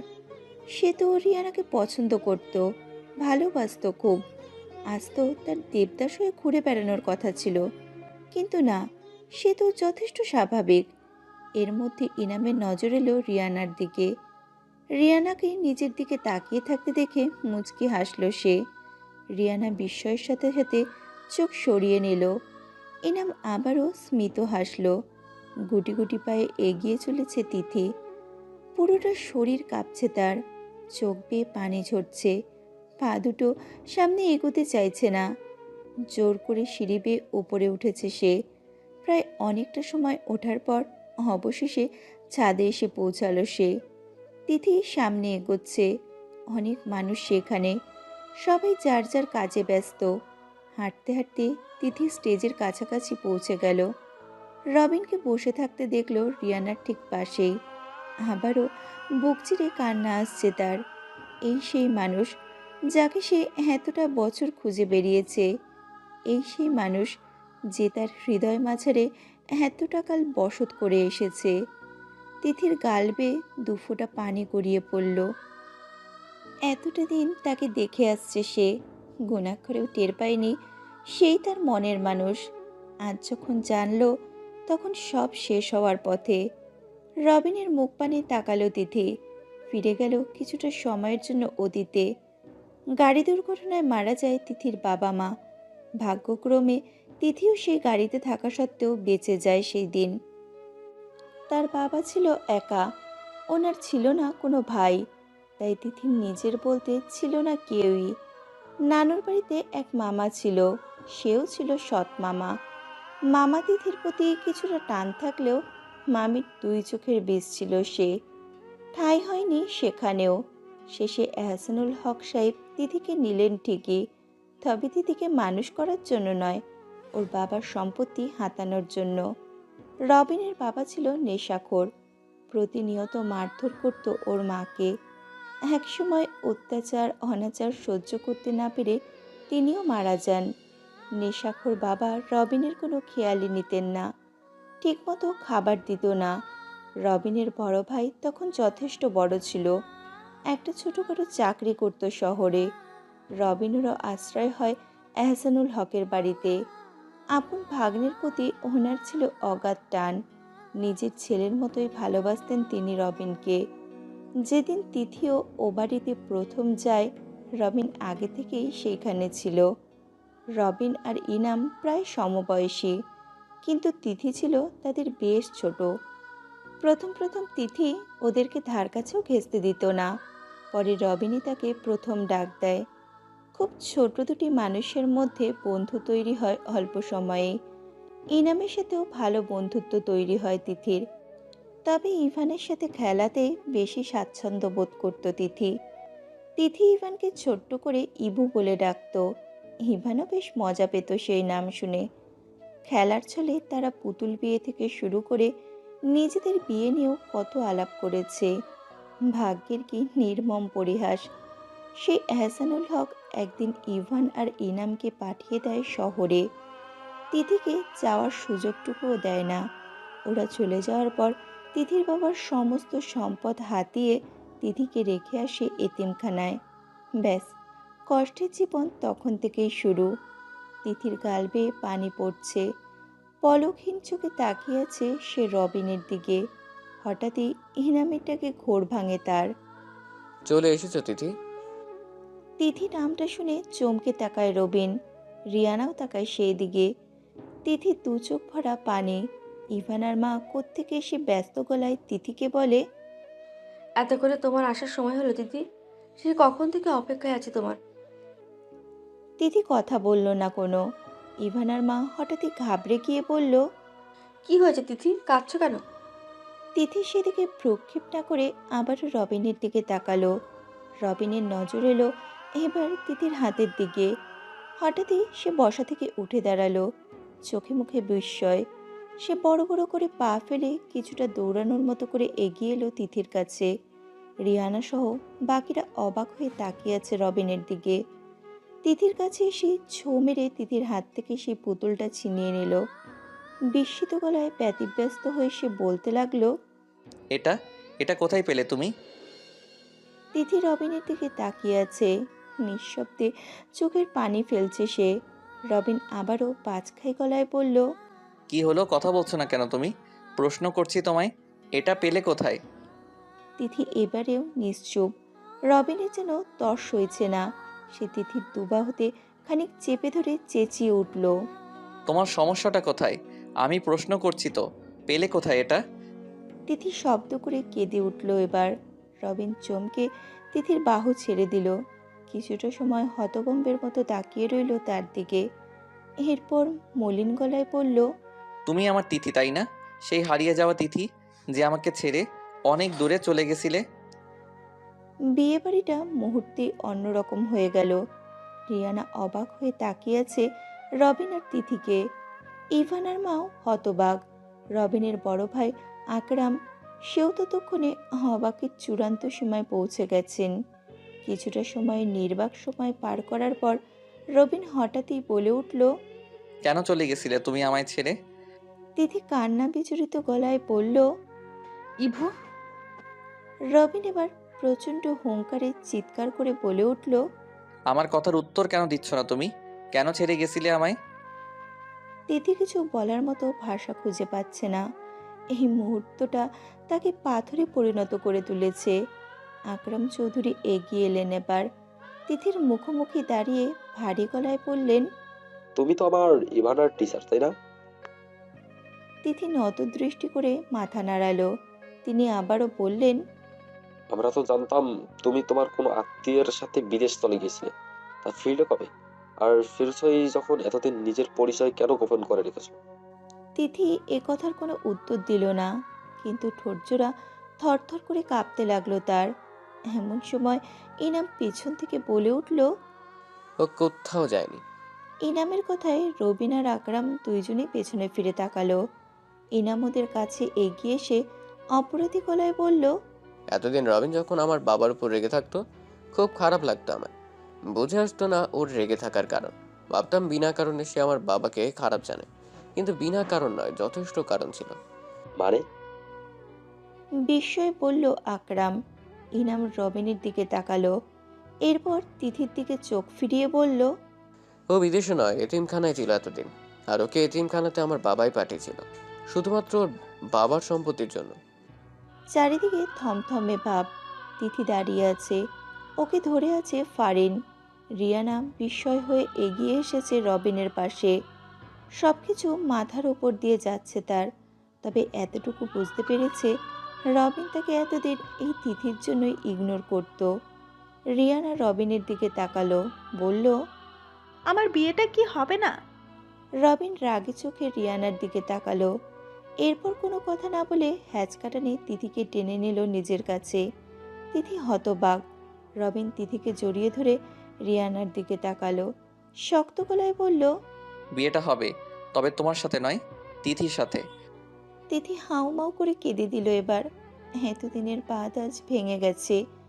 রবিন তিথিকে নিজের সাথে চেপে ধরেই ভাই আর ভাবির দিকে তাকালো, প্রশ্ন করলো, তোমাদের কোনো আপত্তি আছে? আকরাম সাহেব কিছু বলার আগে ইভানার মা বলল, মোটেও না, বরং ওর মতো একটা মেয়েকে নিজের যা হিসেবে পাওয়াটা তো আমার জন্য ভাগ্যের ব্যাপার। রিয়ানা বেজায় রেগে গেল এবার। চিৎকার করে বলে উঠল, তোমাদের সবার মাথা খারাপ হয়ে গেছে। আজ আমার বিয়ে, এমনটা কি করে করতে পারো তোমরা? রিয়ানার প্রশ্নের জবাবে ওর বোন বলল, তোর সুখের কথা চিন্তা করে ওদের দুজনের জীবনটা তো আর নষ্ট করে দিতে পারি না। রিয়ানা নীরব। কিছুটা সময় পর রিয়ানা মৃদু স্বরে বলল, ওর জন্য আমি ইনাম ভাইকে কষ্ট দিলাম, ওনার ভালোবাসা প্রত্যাখ্যান করলাম, আর শেষে কিনা আমি নিজেই প্রত্যাখ্যান হলাম। রিয়ানা কাঁদছে। ইনাম একপাশে দাঁড়িয়ে আছে। রিয়ানার হঠাৎই কি মনে হলো।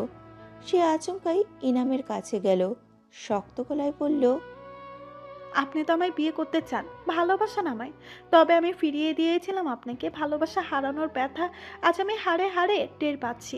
আজ বুঝতে পারছি আপনি কতটা কষ্ট পেয়েছেন। আপনার কষ্টের অবসান ঘটাতে চাই আমি। চলুন আমরা এই স্টেজেই বিয়ে করব।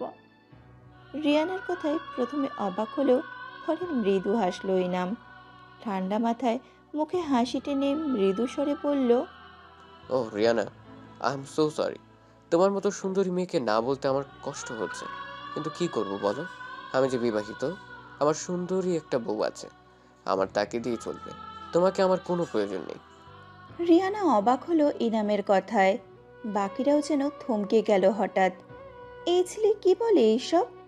ইভানার মা এগিয়ে এলেন ইনামের কাছে, নরম গলায় বললেন, ভাই, এই সময় এমন করে মজা কেন করছো বলো? রিয়ানা এমনিতে মানসিকভাবে ভেঙে পড়েছে। সে চাইলে রবিন আর তিথির সম্পর্কটা নিয়ে এখন ঝামেলা করতে পারতো, কিন্তু সেটা তো সে করেনি। সবটা মেনে নিয়ে এবার তোমাকে সঙ্গী করে চাইছে। তাছাড়া তুমি নিজেও তো ওকে ভালোবাসো অনেক। ইনাম কিছু সেকেন্ড নীরব থেকে মৃদু গলায় বলল, ভালোবাসতাম ভাবি, আর আপনার বোন এখন বিকল্প হিসেবে চাইছে আমায়, যেহেতু রবিনকে সে পায়নি। আর মজার কথা বলছেন, মজা তো এখন আপনার বোন করছে, আমি করিনি। আমি বিবাহিত, এটা সত্যি। ইভানার মা আবারও চমকালো। আকরাম সাহেব এগিয়ে এলেন ইনামের কাছে, ভারী গলায় বললেন, আমি তোমার বড় ভাই, সো মিথ্যা কথাটা যেন আমার সাথে না বলা হয়। তুমি বিয়ে করলে আমরা সবাই জানতে পারতাম। কাউকে জানাইনি আমি। এসব এমন একটা দিনের অপেক্ষায় ছিলাম। শক্ত গলায় বলল ইনাম। এবার ধীর পায়ে এগিয়ে এলো রিয়ানা। ইনামের মুখোমুখি দাঁড়ালো সে। তীব্র দৃষ্টিতে সে ইনামের দিকে তাকিয়ে আছে। ইনাম রিয়ানার দিক থেকে চোখ সরিয়ে নিল অন্যদিকে। মৃদু হাসল রিয়ানা, বলল, আপনার বউকে আমাদের সাথে পরিচয় করাবেন না? ইনাম ফিরে তাকালো রিয়ানার দিকে। রিয়ানার চোখে পানি, দৃষ্টিতে হাহাকার। ইনাম বুঝতে পারল রিয়ানার মনে কি চলছে, কিন্তু তারও কিছু করার নেই। সময় কারোর জন্য অপেক্ষা করে না। সময়ের সাথে সাথে মানুষকেও বদলাতে হয়। ইনাম নিঃশব্দে হাসল, বলল, পরিচিত হতে চাও তার সাথে? আচ্ছা, তাহলে পরিচয় করিয়ে দিই। ওই যে আমার ওয়াইফ। হাত দিয়ে নিজের থেকে বেশ খানিকটা দূরে ইশারা করলো ইনাম। রিয়ানা ওর হাতের ইশারা বরাবর তাকালো। একটা মেয়ে দাঁড়িয়ে আছে অদূরে। মেয়েটা দেখতে খুবই সুন্দরী। রিয়ানা মেয়েটির কাছে যাওয়ার জন্য পা বাড়ালো। তখনই ইনাম তাকে ডাক দিয়ে বলল, এদিকে এসো ফারিন। গুটি গুটি পায়ে এগিয়ে এলো ফারিন। ইনামের ঠিক পাশে এসে দাঁড়ালো সে। কাছে আসতেই ইনাম ফারিনের হাত নিজের হাতের মুঠোয় পড়ল। রিয়ানা অবাক হয়ে তাকালো সে হাতের দিকে। ইভানার মা সহ বাকিরা হতবাক। রিয়ানা কিছু বলল না, কিন্তু ইভানার মায়ের মনে প্রশ্ন জাগলো। তিনি ইনামকে বললেন, এর সাথে তোমার কি করে পরিচয়? বাড়ি কোথায় ওর? আর তুমি বিয়ে করেছো সেটা আমাদের কাছ থেকে কেন গোপন করলে? ইনাম একবার ফারিনের দিকে তাকালো, এরপর মৃদু হেসে বলল, ও তিথির বান্ধবী। তিথির বান্ধবী? বিস্ময় বলল রিয়ানা। ওর সাথে পরিচয়টা আবার আকস্মিকভাবেই হয়। তখন পরিচয় হয়, তখন আমাদের দুজনের একজনও ভাবিনি আমরা দুজন দুজনের জীবনের প্রয়োজন হয়ে উঠবো। ইনাম তিথির দিকে তাকালো, মৃদু হেসে বলল, তোকে অনেক থ্যাঙ্কস তিথি, তোর কারণে আমার জীবনে আমি এমন কাউকে পেলাম। তিথি হাসলো। সে রবিনের বাহুবন্ধনী থেকে নিজেকে ছাড়িয়ে ফারিনের কাছে এগিয়ে এলো। ফারিনকে জড়িয়ে ধরল সে। কিছু সময়ের জন্য ফিরে গেল কিছুদিন আগের সময়ে। সেই দিন হঠাৎ করে ফারিনের মোবাইল থেকে তিথির কাছে কল এলো। তিথি কলটা রিসিভ করতেই শুনতে পেল ফারিনের কান্না বিচলিত গলা। তাকে বাড়ি থেকে জোর করে বিয়ে দেওয়া হচ্ছে, তাই সে বাড়ি থেকে কোনো রকমে পালিয়ে চলে আসছে হস্টেলে। তিথির সাথে সেদিন ইনামও সঙ্গী হয়। সেও তিথিকে সাহায্য করার জন্য তিথির সঙ্গে পা বাড়ায়। যেহেতু মেয়েদের হোস্টেলে ছেলেদের প্রবেশ নিষেধ, তাই তিথি আর ইনাম দুইজনেই বিচলিত হয়ে হোস্টেলের সামনে দাঁড়িয়ে থেকে ফারিনের আসার অপেক্ষায় থাকে। দীর্ঘ সময় পর বিধ্বস্ত অবস্থায় ফারিনকে আসতে দেখা যায়। তিথিকে দেখতে পেয়ে সে দৌড়ে এসে ওকে জড়িয়ে ধরে কাঁদতে শুরু করে। তিথি কোনো রকমে ফারিনকে সামলে প্রশ্ন করল, কান্না থামাও ফারিন, কি হয়েছে সেটা বলো। সবেমাত্র আজই গেলে, এর মধ্যেই এত কিছু কিভাবে হলো? ফারিন কান্নার জন্য কথাও বলতে পারছে না, তবু অনেক কষ্টে নিজেকে সামলে বলল, তুমি বোধহয় জানো না তিথি, আমার আপন মা নেই, ঘরে সৎ মা। তবে অন্যান্য সব সৎ মায়ের মতো তিনি আমাকে এত এত অত্যাচার করতেন না। আমার বাবা সহজ সরল মানুষ, কৃষি কাজ করেন, অনেক কৃষি জমি আছে আমাদের, সেগুলো দিয়েই আমাদের সবগুলো খরচ সুন্দরভাবে হয়ে যায়। আজ ভোরে যখন বাবার কল পেলাম, বললেন তাড়াতাড়ি বাড়ি যাওয়ার জন্য, আমি ভাবলাম হয়তো আমাকে ওনাদের দেখতে ইচ্ছে হচ্ছে, কিন্তু না। ফারিন আবারও কান্নায় ভেঙে পড়ল। তিথি ওকে সামলে বলল, কান্না কোনো সমাধান নয় ফারিন, কান্না থামাও। তারপর কি হলো সেটা বলো। গিয়ে দেখলাম বাড়ি ভরা মেহমান। খুব অবাক লাগলো আমার কাছে। মায়ের কাছ থেকে জানতে চাইলে তিনি বললেন আমার বিয়ে। জানো তিথি, বিয়ের কথা শুনে অবাক হয়েছিলাম ঠিকই, তবে এতটাও খারাপ লাগেনি। পরে যখন জানলাম যার সাথে আমার বিয়ে হচ্ছে সে আমার চেয়ে 3 গুণ বয়সী একজন পুরুষ মানুষ। এর আগে ওনার 2টো বিয়ে হয়েছিল, কিন্তু একটাও টেকেনি। এই লোকের টাকা পয়সা অনেক, তাই মা আমাকে জোর করে সেখানে বিয়ে দিতে চাইছে। ফারিন আবারও কান্না করছে। তিথি অবাক হয়ে বলল, তোমার বাবা কিছু বলেনি? আমি তো আগেই বলেছি, বাবা আমার সহজ সরল মানুষ। মা যেভাবে বাবাকে বুঝিয়েছে বাবা সেভাবেই বুঝেছে। আমি অস্বীকার জানাই এই বিয়েতে। পরে মায়ের আসল রূপ বেরিয়ে আসে। উনি আমাকে অনেক খারাপ খারাপ কথা শোনাচ্ছিল। আমার ছোট সৎ ভাই আছে, সে আমার চেয়ে বয়সে ছোট হলেও এমনিতে বড় হয়ে গেছে। সেও আমার উপর হাত তুলেছে। জানো তিথি, দেখো দেখো, ওর মারের দাগগুলো এখন আমার গালে আর গায়ে আছে। তিথি খেয়াল করলো ফারিনের গালে সত্যি আঙুলের ছাপ স্পষ্ট। ফারিন কাঁদতে কাঁদতে বলল, আমি কোনোভাবে পালিয়ে এসেছি তিথি, কিন্তু মনে হয় না বেঁচে যাব। ওরা এখান থেকেও আমাকে ধরে নিয়ে যাবে, আমি নিশ্চিত। ফারিনের কান্না দেখে চিন্তায় পড়ে গেল তিথি। কি করা যায় সেটা তার মাথাতেও আসছে না। এতক্ষণ ইনাম চুপচাপ দাঁড়িয়ে সব কথা শুনছিল, এবার মুখ খুলল সে।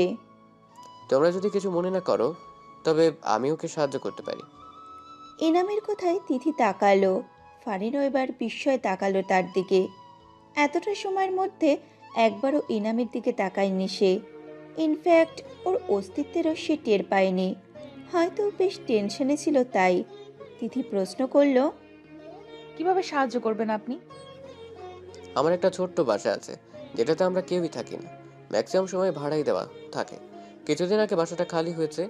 যদি তোমরা চাও তো ও সে বাসাতেও থাকতে পারে, চাইলে তুমিও থাকতে পারো তিথি। বর্তমানে এখানে চাইতে ওই বাসাটা তোমার বন্ধুর জন্য সেফ হবে। তিথি কিছু বলতে যাবে তার আগে ফারিন বলল, উনি কে তিথি?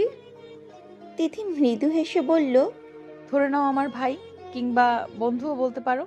সে যাই হোক, সবচেয়ে বড় কথা উনি একজন ভালো মনের মানুষ। এবার তুমি ডিসাইড করো, তুমি কি ওনার অফারটাতে রাজি হবে? ফারিন বেশ কিছুক্ষণ কি যেন ভাবলো, এরপর বলল, বর্তমানে আমার একটা সেফ জায়গার খুব প্রয়োজন।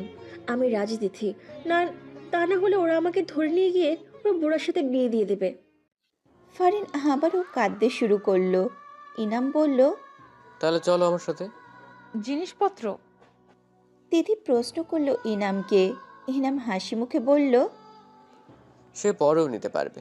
আর তাছাড়া ওখানে কোনো কিছুরই অভাব নেই, তোমাদের প্রয়োজনীয় সব পাবে সেখানটায়। তাও তো হোস্টেলে তোমাদের পার্সোনাল জিনিস থাকতে পারে, আর হোস্টেল ছাড়তে হলে নিশ্চয়ই কিছু ফর্মালিটি পূরণ করতে হবে। আগে ওকে সেখানে গিয়ে রেখে এসো, বাকিগুলো না হয় পরেই করবে। তিথি ভাবলো এটাই করা ঠিক হবে। কখন কি ফারিনের খোঁজে চলে আসে তার তো কোনো ঠিকানা নেই। ওরা সবেমাত্র পা বাড়ালো ইনামের সেই বাসায় যাওয়ার জন্য। ঠিক তখনই ফারিন থমকে দাঁড়িয়ে পড়ল। ওকে দাঁড়াতে দেখে বাকিরাও দাঁড়িয়ে গেল। তিথি অবাক হয়ে বলল, দাঁড়ালে কেন ফারিন? ফারিনের চোখে মুখে ভয়। সে আতঙ্কে তিথিকে সামনের দিকে দেখতে বলল। তিথি সামনে তাকিয়ে দেখলো একটা পাতলা দেহের লম্বা ছেলে আর তার সাথে কিছু লোক সামনে দাঁড়িয়ে আছে। তিথির বুঝতে বাকি রইল না এরা ফারিনকে নিতে এসেছে। ফারিন ভয়ে তিথির পিছনে গিয়ে দাঁড়ালো। সেই হ্যাংলা পাতলা গোছের ছেলেটা হঠাৎই রাগান্বিত গলায় বলল, আমাকে মান ইজ্জত মাইরে তুই এখানে আয় লুকাইছস? হ্যাঁ, মনে করছস তোরা আমরা নিতে পারবো না? ভুল করছস, তুই বড্ড ভুল করছস। ভালোই ভালোই আয়া পর আমাকে লাগে, ওরা এখনো তোরে বিয়ে করতে রাজি আছে। ফারিন ভয়ার্ত গলায় বলল, আমি বিয়ে করব না, তোরা চলে যা এখান থেকে। যাবো তো ঠিকই, তবে তোরে নিয়েই যাবো। ছেলেটা এগিয়ে এলো ফারিনের দিকে। ফারিন এক পা দুপা করে পেছনে যেতে লাগলো, কিন্তু লাভ হলো না। ছেলেটা একসময় ধরেই ফেলল ওকে। তিথি বিস্ময়ে দাঁড়িয়ে রইল, হতভম্বের মতো তাকিয়ে রইল সেই দিকে। তার মাথায় কিছুই আসছে না এই মুহূর্তে। এক পর্যায়ে নড়ে চড়ে উঠল তিথি। তার চোখের সামনে দিয়ে টেনে হিঁচড়ে নিয়ে যাচ্ছে ফারিনকে। ফারিন নিজেকে ছাড়ানোর সর্বোচ্চ চেষ্টা করেই যাচ্ছে। তিথি এবার খপ করে ধরল ফারিনের হাতটা। ছেলেটা রাগে চোখে তাকালো তিথির দিকে, কড়া গলায় বলল, ওর হাতটা ছেড়ে দেন কইলাম। তুমি আগে ওর হাত ছাড়ো। কেন জোর করছো ওকে? শোনেন, এটা আমাকে নিজেদের ব্যাপার। আপনি বাইরের মানুষ, বাইরের মানুষের মধ্যে থাকেন, আমাকে কাজে নাক গলায়েন না। ছেলেটা তিথির হাতটা একটা ঝাঁকি দিয়ে সরিয়ে দিল। ফারিনকে আবারও টেনে নিয়ে যেতে লাগলো, কিন্তু দুপা এগোতেই ছেলেটা দাঁড়িয়ে পড়ল। কেন যেন সে সামনে এগোতে পারছে না। ছেলেটা বিস্ময়ে পেছনে তাকাতেই দেখলো ফারিনের হাতটা ইনাম ধরে আছে। ছেলেটার মেজাজ আবারও বিগড়ে গেল। সে ফারিনের হাত ধরে টানতে লাগলো, কিন্তু ছাড়াতে পারছে না। অবশেষে সে বলল, আপনি কেটা? আমার বোনের হাত আপনি কেন ধরে রাখছেন? ইনাম মৃদু হাসলো। এক পা এগিয়ে এসে ছেলেটার হাত থেকে ফারিনের হাত ছাড়িয়ে বলল, আমার কোনো পরিচয় দিলে তুমি খুশি হবে। ছেলেটা নাকি স্বরে বলল, আমার দেরি হয়ে যাইতেছে, কোথায় ঝামেলা করেন না কইলাম। আপনার পরিচয় জানানোর ইচ্ছা আমার নাই। আমার বোনের হাত ছাড়েন। যদি না ছাড়ি? তাই ওর বিয়ে ভেঙে যাইব। ওর বিয়ে ভাঙলে সমাজে আমাকে মান সম্মান যাইব, মানুষের সামনে মুখ দেখাইতে পারব না। তোমাদের সম্মানের যদি এতই প্রয়োজন হয়, তবে ভালো কোনো পাত্র দেখেও তো তোমার বোনকে বিয়ে দিতে পারো। এভাবে বুড়ো মানুষের কাছে কেন দিচ্ছ? এটা আমাকে ব্যাপার, এত কিছু আপনার কাছে কেন কমু? ছেলেটা আবারও ফারিনের হাত ধরে টানতে লাগলো। এখন ওর আরেকটা হাত ইনামের হাতে বন্দি। ছেলেটা এবার মেজাজ ঠিক রাখতে না পেরে বলল, আপনি এমন কেন করতেছেন? ওর বিয়ে ভাঙলে তার দায়ভার কি আপনি নেবেন? এরকম কোনো ভালো ঘরে আমার বোনের বিয়ে দিতে পারবেন আপনি? ইনাম এবার নড়ে চড়ে দাঁড়ালো। কিছু সেকেন্ড নিয়ে ফারিনের মুখের দিকে তাকালো। মেয়েটার মুখটা ভয়ে চুপসে আছে, ভয়ে কাচুমাচু করছে সে। ইনাম এক দুই না ভেবে বলল, যদি ওর চেয়েও ভালো ঘরে তোমার বোনের বিয়ে হয় তো? আগে এর চেয়ে ভালো করে সন্ধান পাই, তারপর দেখা যাব। ইনাম মুচকি হাসলো। ফারিনের দিকে তাকিয়ে গম্ভীর গলায় বলল, আমায় বিয়ে করতে তোমার কোনো আপত্তি আছে? ফারিন বিস্ময়ে তাকালো ইনামের দিকে। ইনাম যথেষ্ট ধনী, তার উপর দেখতে সে অনেক হ্যান্ডসাম। এমন একজন সুদর্শন ছেলে যে কোনো মেয়েরই প্রত্যাশা। কিন্তু এমন পরিস্থিতিতে ফারিনের কাছে এটা একটা সান্ত্বনা বাক্যের মতোই শোনালো। ফারিন বলল, প্লিজ, আমি এমনিতেই মানসিক চাপের মধ্যে আছি, তারপর আপনি আর চাপ বাড়িয়ে দেবেন না। সান্ত্বনা দেবার হলে অন্যভাবে দেন, এভাবে মজা করার সময় এটা না। ইনাম ফারিনকে আর কিছু না বলে তিথির দিকে তাকালো। বলল, তোমার বন্ধুকে নিয়ে আমার সাথে এসো তিথি, আমরা আজই রেজিস্ট্রি করে বিয়ে করব। ইনামের কথায় আবারও চমকালো ফারিন। তিথি বিস্ময়ে বলল, আপনি কি সত্যি ওকে বিয়ে করতে চান? ইনাম ভারী গলায় বলল। এই মুহূর্তে নিশ্চয়ই আমি মজার চলে আছি না? তিথি বুঝতে পারল ইনাম সিরিয়াস। সে ফারিনের দিকে তাকিয়ে বলল, তোমার কি কোনো আপত্তি আছে? ফারিন অসহায় চোখে একবার সামনে দাঁড়িয়ে থাকা ভাই আর বাড়ির অন্যদের দিকে তাকালো। এরা দাঁড়িয়ে আছে ফারিনকে নিয়ে গিয়ে বুড়োটার সাথে বিয়ে দেওয়ার জন্য। ফারিন হঠাৎই কাঁদতে লাগলো। তিথি এক হাতে জড়িয়ে ধরল তাকে। ফারিন কান্না বিজড়িত গলায় বলল, আমি ওই দুটো বিয়ে করা আঙ্কেলকে বিয়ে করব না। এত কিছুর মাঝেও এই কথাটা শুনে তিথির হাসি পেল। তবু সে সেই হাসিটাকে দমিয়ে ইনামের দিকে তাকিয়ে মৃদু স্বরে বলল, আমার মনে হচ্ছে ওর কোনো আপত্তি নেই, কিন্তু আজ তো অলরেডি সন্ধ্যা হয়ে গেছে, রেজিস্ট্রি কি করে করবেন? ইনাম কিছুক্ষণ কি যেন ভেবে বলল, বিয়েটা তো করা যাবে অ্যাটলিস্ট, পরে সুযোগ বুঝে রেজিস্ট্রি করে নিব। আপাতত তোমরা দুজনে আমার সাথে এসো। ওদের নিয়ে এগিয়ে যাওয়ার পথে ইনাম খেয়াল করলো ফারিনের বাড়ির লোকেরা এখনো দাঁড়িয়ে আছে। ইনাম তীক্ষ্ণ দৃষ্টিতে ওদের দিকে তাকিয়ে রাগী স্বরে বলল, এরপরে যদি তোমাদের মধ্যে কেউ এসে আবারও ঝামেলা করো তাহলে শুনে রাখো, আমার চেয়ে খারাপ কিন্তু আর কেউ হবে না। বাস্তবে ফিরে এলো তিথি। রিয়ানার চোখে পানি ঝরছে এখনো। রবিন তিথির পাশে এসে দাঁড়ালো। ফারিনের হাতটা ইনাম আগের চেয়েও শক্ত করে ধরলো এবার। রিয়ানার দিকে তাকিয়ে মৃদু গলায় বলল, সেদিনই আমরা বিয়ে করেছি যেদিন তুমি আমাকে ফিরিয়ে দিয়েছিলে। এরপর যদিও অনেকগুলো দিন সে হোস্টেলেই থেকেছে, এই বিয়েটার জন্য আমরা কেউই প্রস্তুত ছিলাম না। তাই নিজেদের একটু সময় দিচ্ছিলাম। ধীরে ধীরে আমাদের সম্পর্কটা আর 10টা কাপলের মতোই স্বাভাবিক হয়ে উঠলো। আমিও নিয়ে আসলাম তাকে আমার কাছে, কাউকে জানেনি, নিজেদের মতো থাকছি, খুব সুখেই আছি আমরা। রিয়ানা আরেকবার ফারিনের মুখের দিকে তাকালো। স্মিত হেসে বলল, you are so lucky girl. ইনামের মতো একজন ছেলেকে স্বামী হিসেবে পাওয়া ভাগ্যের ব্যাপার। যাই হোক, তোমাদের বাকি জীবন সুখের হোক। রিয়ানা এবার রবিনের দিকে ফিরে তাকালো।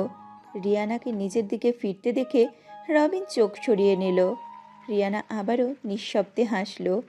তিথির কাছে এগিয়ে গিয়ে কাঁপা কাঁপা গলায় বলল, তোমাকে আমার অনেক ভালো লাগে, বিশ্বাস করো। এত কিছুর পরেও তোমার প্রতি আমার একটুও রাগ জন্মায়নি। এটাই বুঝি তোমার সার্থকতা। আমি জানতাম না রবিনের জীবনে এমন কেউ আছে যাকে সে জীবনের চেয়েও বেশি ভালোবাসে। ইনাম ভাইয়া সেদিন বলেছিল অবশ্য, কিন্তু আমি ভেবেছিলাম সে আমাকে পাওয়ার জন্য রবিনের নামে আমার কাছে উল্টাপাল্টা বলছে। হয়তো আমিও একটু স্বার্থপর হয়ে গেছিলাম, তাই রবিনের সাথে অন্য কাউকে কল্পনাও করতে পারছিলাম না। যাই হোক, যা হয়েছে ভালোর জন্যই বোধহয় হয়েছে। রিয়ানার চোখে পানি টলমল করছে। ইভানার মা এসে রিয়ানাকে ধরল। চিন্তিত হয়ে বলল, তুই ঠিক আছিস রিয়ানা? কান্নার মাঝেও রিয়ানা জোরপূর্বক হাসল। বোনের দিকে তাকিয়ে মৃদু গলায় বলল, এই আসরে আজ দুটো বিয়ের আয়োজন করো আপু। আমি আজ দুটো বিয়ের আনন্দ উপভোগ করতে চাই। বোনের এমন অবস্থা দেখে ইভানার মায়ের মনটাও খারাপ হয়ে গেল। তবুও তিনি নিজেকে সামলে নিলেন। রিয়ানাকে একপাশ থেকে ধরে বললেন, আল্লাহ তোর কপালে যতটুকু লিখেছেন তুই ঠিক ততটুকুই পাবি, এর চেয়ে বেশিও না কমও না। আর যা হচ্ছে সব আল্লাহর ইচ্ছেতেই হচ্ছে। সবচেয়ে বড় কথা, তুই এই যুগের মেয়ে, তাই সব কিছুকে সহজভাবে নিবি আশা করি। রিয়ানা ইভানার মায়ের দিকে তাকায়। চাহনিতে অসহায়ত্বের ছাপ। রিয়ানা মৃদু হেসে নরম গলায় বোনকে বলল, আমাকে নিয়ে চিন্তা করো না তো আপু। দুটো বিয়ে, সেগুলো সামাল দিতে হবে তো নাকি? চলো আমরা ব্যবস্থা করি। ইভানার মা কিছু বলার আগে আকরাম চৌধুরী বললেন, দুটো বিয়ে কার? বারে, ইনাম ভাইয়া আর রবিন ভাইয়ার। রিয়ানা রবিন আর ইনাম দুইজনের দিকেই নজর ফেরালো। ইনাম চট করে বলল, কিন্তু আমাদের তো বিয়ে অনেক আগেই হয়েছে। লুকিয়ে একা একা করিয়েছিলেন। এবারে আমাদের সকলের সামনে করবেন। আজ না হয় আমি আমার সহ্য শক্তি আর ধৈর্য শক্তি দুটোরই পরীক্ষা দিলাম। রিয়ানা আবারও হাসলো। ওর এই হাসির পেছনে যে অগণিত দুঃখ লুকিয়ে আছে সেটা সেখানে উপস্থিত সকলেরই অবগত। তিথি আর ফারিনকে সুন্দর করে সাজানো হয়েছে। হিনাম আর রবিন দুইজনেই শেরবানিতে নিজেদের সাজিয়ে নিয়েছে। কিছুক্ষণ আগ নাগাদ রবিনের মুখে ছিল না কোনো খুশির ছাপ। তবে এই মুহূর্তে পৃথিবীর সবচেয়ে সুখী মানুষ হিসাবে রবিন নিজেকেই দাবি করেছে। ইনামের মনেও আজ প্রফুল্লতা। বিয়েটা আগে হলেও সেটা সকলেরই অজানা ছিল। আজ সবাই জানে সেটা। নিজের কাছে নিজেকে বেশ হালকা লাগছে। তিথি আর ফারিনকে একসঙ্গে স্টেজে আনা হলো। ওদেরকে স্টেজে আনতেই রবিন আর ইনাম দুইজনে একসঙ্গে ফিরে তাকালো তাদের দিকে। মুগ্ধ নয়নে তাকিয়ে রইল রবিন। তিথি নিচের দিকে তাকিয়ে বসে আছে, তবে চোখে মুখে স্পষ্ট লাজুকতার ছাপ। রবিনের মুখে মৃদু হাসি। রবিন চোখ ফেরালো, মনে মনে ভাবল, এতদিন কেন তিথির পরিচয়টা সে জানতে পারল না? তাহলে তো আরও আগেই প্রিয় মানুষটাকে নিজের করে পেত। অন্যদিকে ফারিনের দিক থেকেও চোখ ফেরানো দায় হয়ে গেছে ইনামের।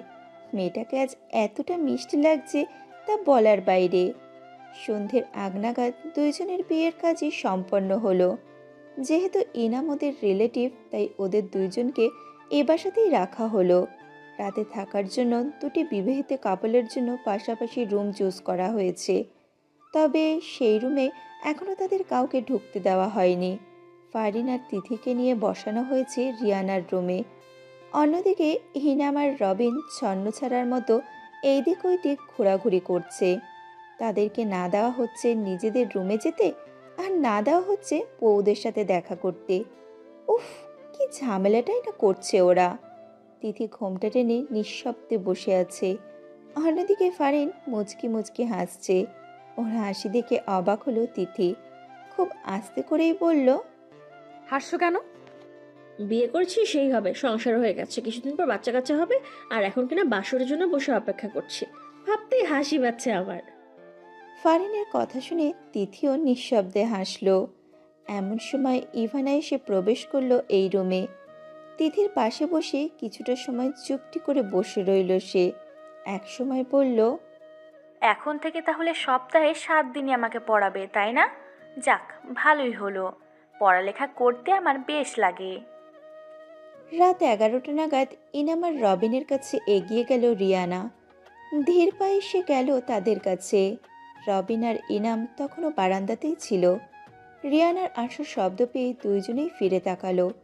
রিয়ানার চোখে মুখে না পাওয়ার বেদনা স্পষ্ট, তবুও সেটার রেশকে যথাসম্ভব দূরে সরিয়ে হাসি মুখে বলল, দুজনের বাসর সাজানো কমপ্লিট। এবার কি আমি আমার বকশিস পাবো না? রিয়ানা তার হাতটা বাড়িয়ে দিল তাদের দুইজনের সামনে। রবিন আর ইনাম একবার দুইজনের মুখ চাওয়াচাই করলো। এরপর হাসি মুখে রিয়ানার হাতে একটা টাকার বান্ডেল দিয়ে বলল, পুষিয়ে দিলাম। রিয়ানা হাসলো, নীরব কণ্ঠে বলল, ক্ষতটাও যদি পুষাতে পারতে।